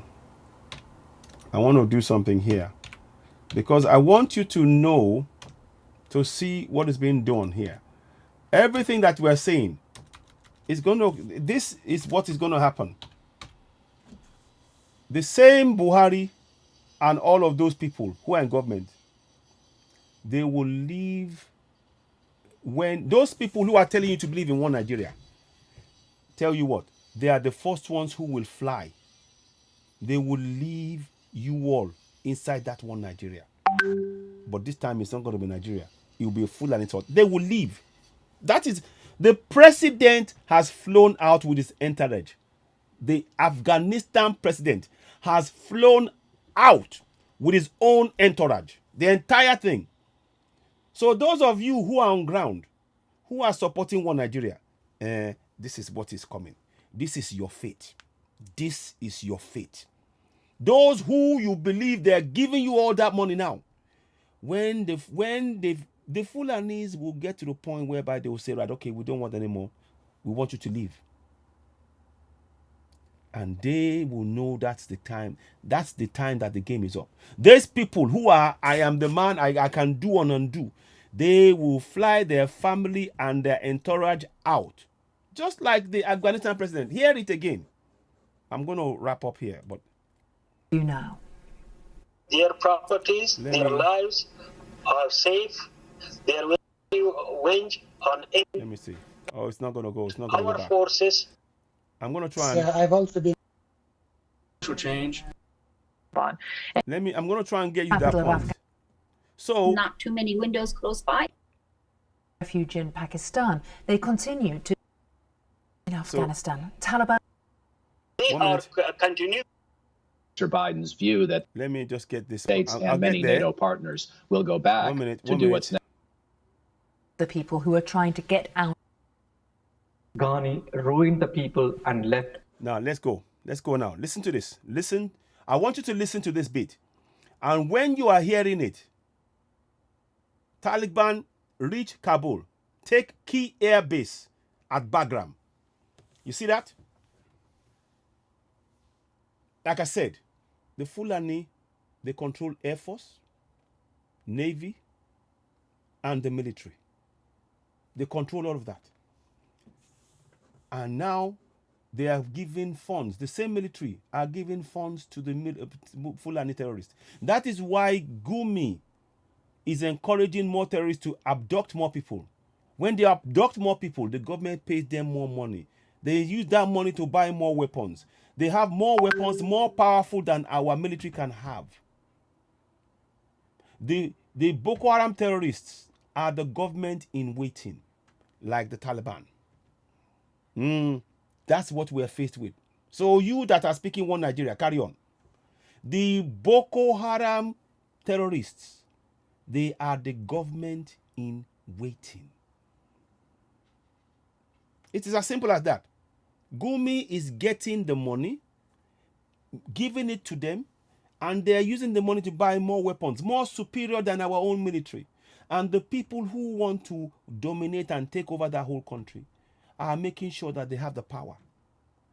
When the time comes, those who don't have the power in the south, you will see them fly out like this president has just done. Let's watch for a few minutes. US airbase at Bagram. The US has begun evacuating staff from their embassy in the capital. This is what's coming According to to eyewitnesses, Taliban militants met little resistance along the way to the capital. This is what will happen to us. Our South Asia regional editor, Anbarasan Etirajan, watching the developments in Afghanistan, gave me more details on the reports that the Taliban have now sent some fighters into the capital city itself. The Taliban spokesman announced that some of their fighters have entered the city, not in full force. What they are saying is to prevent looting and arson, because there have been some reports of people trying. Have you thought about that before? Have you had that before? They are sending in military to prevent looting in the southeast, to prevent destruction of police stations. So they send in troops. You know what they send in? Boko Haram. That is it. I tell you, what we have, the Boko Haram are government in waiting. That's what we are. So those of you in the south that believe, oh, I am the one and I can do or not, carry on. I hope you wake up in time. I hope you wake up in time. I'm not being sarcastic. I'm just stating what they are. Look, just keep looking at. Every time, if you doubt me, watch and study what is happening in Afghanistan. Watch it. It is a textbook of what is coming. And it's not coming in 2023. It's coming in the coming months. By 2022, if we don't act, it will all be game over. And that is when you will see BBC, Reuters, CNN, and all of the other newscasters from the West come in to watch the handover, to talk about it. We don't need them involved in this. We don't need them. We don't need BBC and all that now. It is what you and I in the South do that matters. If we stand together and we push against the Sharia imposition on us and go for self-determination, then we secure the coming generation. But if we stand and we are fighting each other and we are talking about it and they come and pick us apart, it is our fault. It is our fault. That's it. Now, let me play this a little bit to hear what I want you to listen to, the bit where they flew out. Trying to break into shops, and security forces, they had vacated some of the posts. So they are very clear that they are going to occupy those places where the security forces are not present, to bring situation under control, to prevent any looting in the night, in the evening. So they are not saying they're going to completely take over, but one never knows what will happen by this morning, because since we started going on air this morning, things have been changing dramatically. We're talking about preventing Kabul falling into the hands of the Taliban. Now we're talking about the countries without the president, Ashraf Ghani, who has left the country, according to the news agencies there, and also one of the senior government officials. And that has triggered a lot of anger on social media. One activist and former journalist, Saleha Swadat, she says, Ghani ruined the people and left on his own. So remember this one, oh. Remember this point. Ghani ruined the country and left them. Your audio president will leave. He will leave. And when he does, he will go with the entourage, the likes of Tinubu, all of the paddies. Do you think they will be there? Do you think they will be there? Do you think they will be there? We want, look, this is a textbook. You look, this is just if you want to see where we are going to end up, let's continue to follow what is happening with Afghanistan. And those of us that are keen to prevent that from happening, we don't need to be on social media to talk about it. We do what we need to do. The only thing we need to do is make sure people sign the NINAS. That's it. Everything else doesn't need to be on social media. It's time for us to rescue the coming generation. Because those people who are telling you, the leaders who are telling you to believe in one Nigeria, when push comes to shove, when the Boko Haram government in waiting, and you heard me say it now, the Boko Haram government in waiting, when they take over, those who are telling you to believe in one Nigeria, they will be the first ones to leave. They will take the first plane out. They will have got their visa sorted out. They would have got a country of refuge sorted out, whilst you are still talking about one Nigeria. That's where we are. That is exactly where we are. Let me play a little bit more, then I'll wrap up here, and I want us all to go home, go off and think. I'm not taking any more calls. I just want us to think about what is going on and what are we prepared to do now to halt it. The fact that he managed to get away despite all these hardships happening, confusion, fear, and people do not know who is going to come and take over, and that president has left the country, that has really, really angered people. So did you hear? The president just left the country. So the Asiwaju and all of the others will just leave the country. When the shit really hits the fan, those who are telling you to believe in one Nigeria, I'm telling you, they will be the first ones to fly. They will be the first ones to leg it with their family, with everything they have. They won't even look back. And they are even, what is even more sadder is that they are prepared to forgo their properties and all of that because they know that they are not welcome back. If you want to see where we are going, if we do not halt this Islamization, this Fulanization, this Sharia law imposition, this is where we are going. Let's just watch a bit more. It is extraordinary, isn't it? And even in the official confirmation, we saw that phrase that the people will judge him for what he's done. Yes, because many people blame this government for the current situation, and the way the whole government collapsed in the last 10 days, that has been shocking for many Afghans, because they thought it was a government, the structure of the government has been put in place for the last 20 years, and America and other Western countries have been pumping in money to build a civil society, to build the government structure, ministry buildings, Supreme Courts, various police divisions. They thought they will hold together. But if you see what happened, most country now, most part of the country has come under Taliban control. Now that President Ghani has left, we don't know whether anything is still under the government control.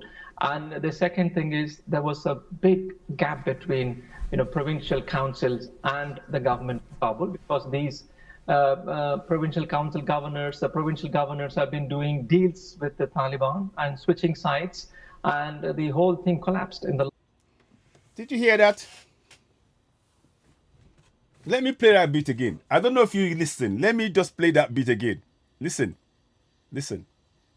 The fact that he managed to get away despite all these hardships happening, listen confusion, closely. Fear, we will wrap up, but people do not know who is going to come and take over, and that president has left the country. That has really, really angered people. It is extraordinary, isn't it? And even in the official confirmation, we saw that phrase that the people will judge him for what he's done. Council governors, the provincial governors have been doing deals with the Taliban and switching sides, and the whole thing collapsed in the. So, the governors have been doing deals with the Taliban. What do you think the governors are doing now with Boko Haram?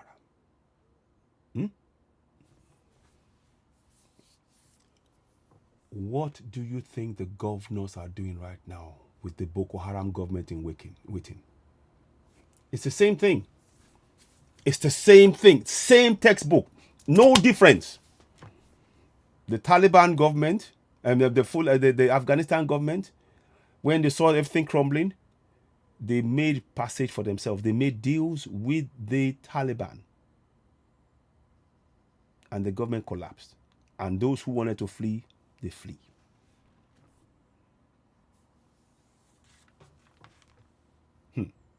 My people, if we are going to doubt it, if you're going to say it won't happen, fine, say that.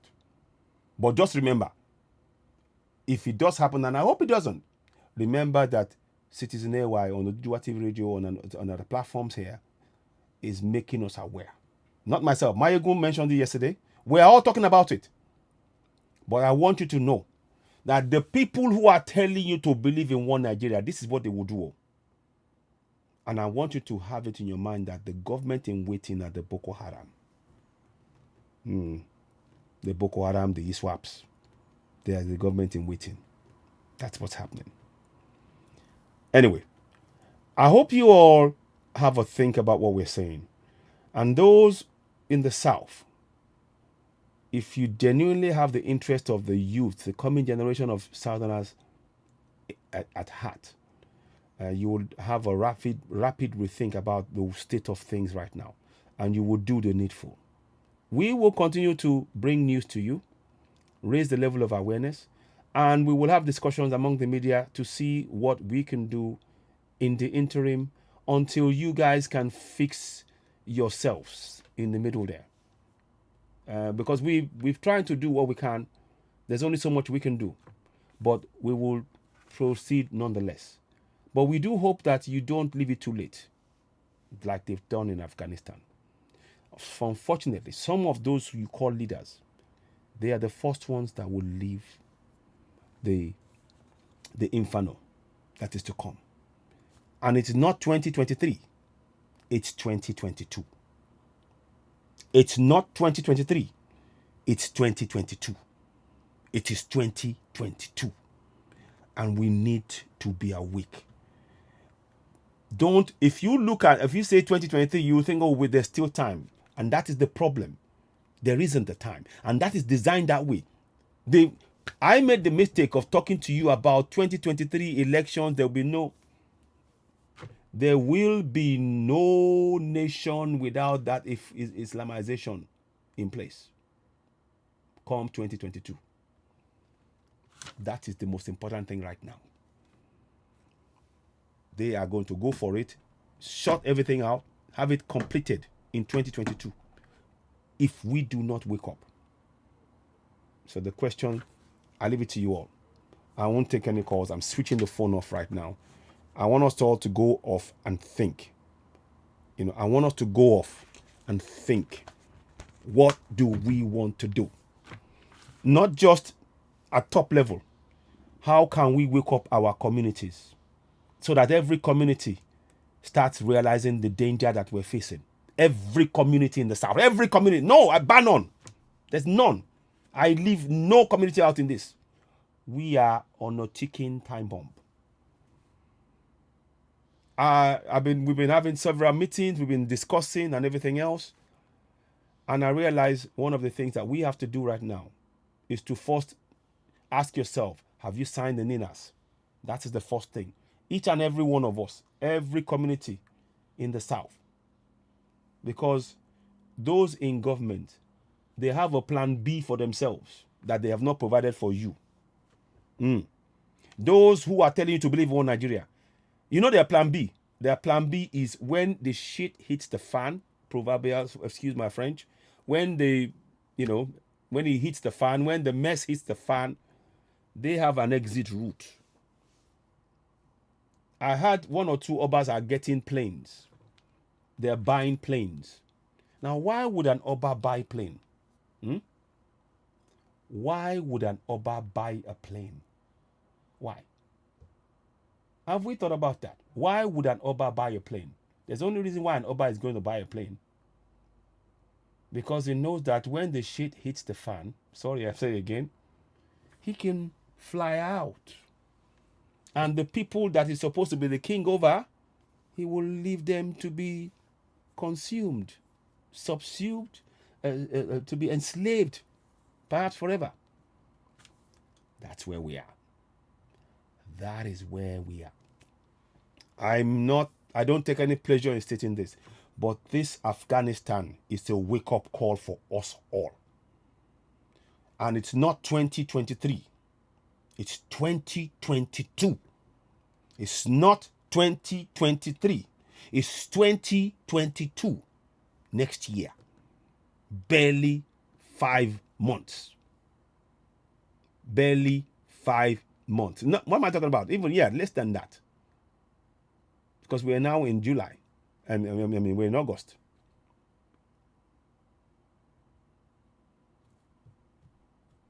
It's 4 months. You see. So, ladies and gentlemen, please, this is not a joke. It's not a drill. For those of you, before you go, yes, let me put that picture up again. Did I put the picture up? I want you to see that picture. Is it here? No, it's not. Okay. The Taliban and the army worked together. The Taliban army, and the Afghanistan army and the Taliban, they worked together. The army said, rather than fight you, we will let you walk in and you can take the whole place. What do you see? What do you see? That's the Boko Haram. Believe you me, mark my words, they're a government in waiting. And that's the army. That's what's happening. It's happening in plain sight. We are not awake. We better wake up. They say that is why you will never see the Nigerian government jail any Boko Haram terrorist, any ISWAP. It's happening in plain sight. What has happened in Afghanistan is what is going to happen next year, early next year in Contraption Nigeria. The question is, what are we going to do about it? Listen, I'm going to stop here. Thank you for watching. You're watching Citizen AY, the platform where we speak truth to power. I want to play this song to maybe rouse our spirit somehow, the Nigerian anthem. Thank you for watching. Let me get that up and let's see what we can do. But it's up to us. We mustn't let this go like that. Our people are people that we need to stand up for. And I believe we must. I believe we must. So listen, thank you. It's been a pleasure. Let's bring this song. Thank you for watching. I'll be back later on, maybe tomorrow or later on or something. If there's any other update, we'll bring it. The one account thing is something we must all discuss and make sure we get to come up with something. Hopefully the media can come up with an answer. I cannot tell you that I have a solution. As we speak, the 12 who are in Abuja are still there. We don't know the updates. We can't give you a clear update. We still know that they're still being held. Oloye is not been, still up in the air in terms of what's going to happen next. Nnamdi Kanu has got health issues. He should be released. All of this points to one thing: oppression, continued oppression of the people, and we need to address it. So before we go, thank you for watching. You're watching Citizen AY, the platform, Oduduwa TV Radio, in association with Citizen AY. We will play the national anthem of Yoruba Nation, and we need to be aware that if we do not act, we will end up where Afghanistan as a nation has ended. We need to separate from that contraption. We must do that. Thank you for watching. Ẹ jẹ́ kí a kọ orin orílẹ̀-èdè wa.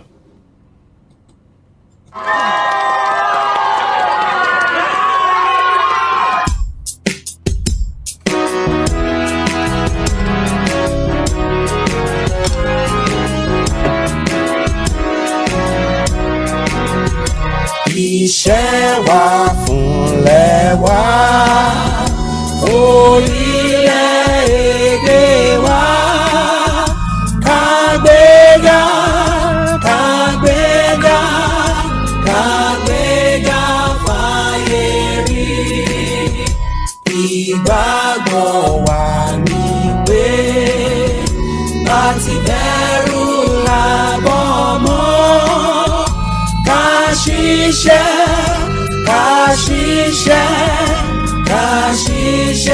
kájọlá, ìṣọ̀kan àtòmìnira ni ẹ jẹ́ ká máa lépa, tẹ̀síwájú fọ́pọ̀ ire àtòhun tó dára. Ọmọ Oòduà dìde, bọ́ sípò ẹ̀tọ́ rẹ, ìwọ ni ìmọ́lẹ̀ ògo adúláwọ̀. tó ẹ ṣeun gan ni. I thank you all for watching. Ìjọba má bínú pé tí n bá sọ Yorùbá èdè Gẹ̀ẹ́sì púpọ̀, ọ̀rọ̀ yẹn ó tán mọ́ nǹkan tá láti sọ láàrin àwa Ìgbò, Yorùbá àti àwọn Middle Belt ló ṣe jẹ́ bẹ́ẹ̀. Ẹ jọ̀ọ́ ẹ bá wa gbà bẹ́ẹ̀. A tún máa mú ètò wa láìpẹ́, gbogbo wa máa sọ̀rọ̀, kò ní sú wa, kò ní rẹ̀ wa o, Oòduà gbé wa o, ẹ jẹ́ kó ṣeé ṣe. Yes, kí n tó wá lọ, ẹ jọ̀ọ́ kí ká tó gbéra, mo fẹ́ fi nǹkan kan hàn wá. Mo máa lọ swim, máa lọ wẹ̀ alúwẹ̀, ọmọ kan tó ń pè lálúwẹ̀, máa ṣe ní ọ̀sẹ̀ ìjọ Sunday tó ń bọ̀ yìí. Mo máa ṣe 3000 meters, ẹgbẹ̀rún, mo máa wẹ̀ ẹgbẹ̀rún mẹ́ta meters nínú láti fún àwọn èèyàn wa tó wọ́n ti pa tí jẹ́ ní àwọn nílẹ̀ wa. Ẹ jọ̀ọ́ tẹ́ bá lè ṣe láti fi ràn wá lọ́wọ́ àti ṣe àwọn àkáǹtì yẹn, ẹ bá ràn wá lọ́wọ́ lórí ẹ̀. Mo kàn fẹ́ fi kíní hàn yín ni, mo kàn wá, ẹ jọ̀ọ́ ẹ hold on 1 second. N tẹ́ rí lẹ́yìn mi yìí, kódà ń jà náà, mo ń bọ̀, ẹ má bínú kẹ́ tó lọ. Mo kàn fẹ́ sọ ilé náà nínú kí n tó lọ, kí n fi yẹn ṣe àlọ. N tẹ́ rí lẹ́yìn mi yẹn, ẹ ti rí, ṣe rí, mo máa swim. Citizen AY swim for Yoruba Nation on Sunday 22nd of August. Ẹ ṣe báyìí náà. So ẹ rí gbogbo yẹn bẹ̀ 2 to 4 p.m. Mo máa gbé wá sórí ètò, ẹ rí. So ìyẹn mo kàn fẹ́ fi hàn wá ká tó lọ. Tó ẹ̀yin èèyàn wa, àárí ju báyìí lọ, a tún máa sọ̀rọ̀ lórí ẹ̀. Kò ní sí wa, kò ní rẹ̀ wá o. Ó ti ṣeé ṣe fún wa, àgbà òmìnira ilẹ̀ Yorùbá àtàwọn Ìgbò náà àtàwọn Middle Belt, gbogbo wa láti ṣe papọ̀ ni o. Ẹ jọ̀ọ́ ẹ má gbàgbé o, NINAS, sign form NINAS, sign the NINAS form, so please sign that NINAS form before you go. Ladies and gentlemen, thank you for watching. You're watching Citizen AY on Oduduwa TV Radio. Thank you. Àwa dúró lórí òótọ́, and of course with Citizen AY, it's a platform where we speak truth to power. Thank you and goodbye. Goodbye all. Bye. So let's get it going. Okay. Bye to you all on YouTube. Ẹ ṣeun gan ni, ẹ ṣeun. Thanks for joining. So talk to you soon. Goodbye for now. Bye. Okay, let's go and look for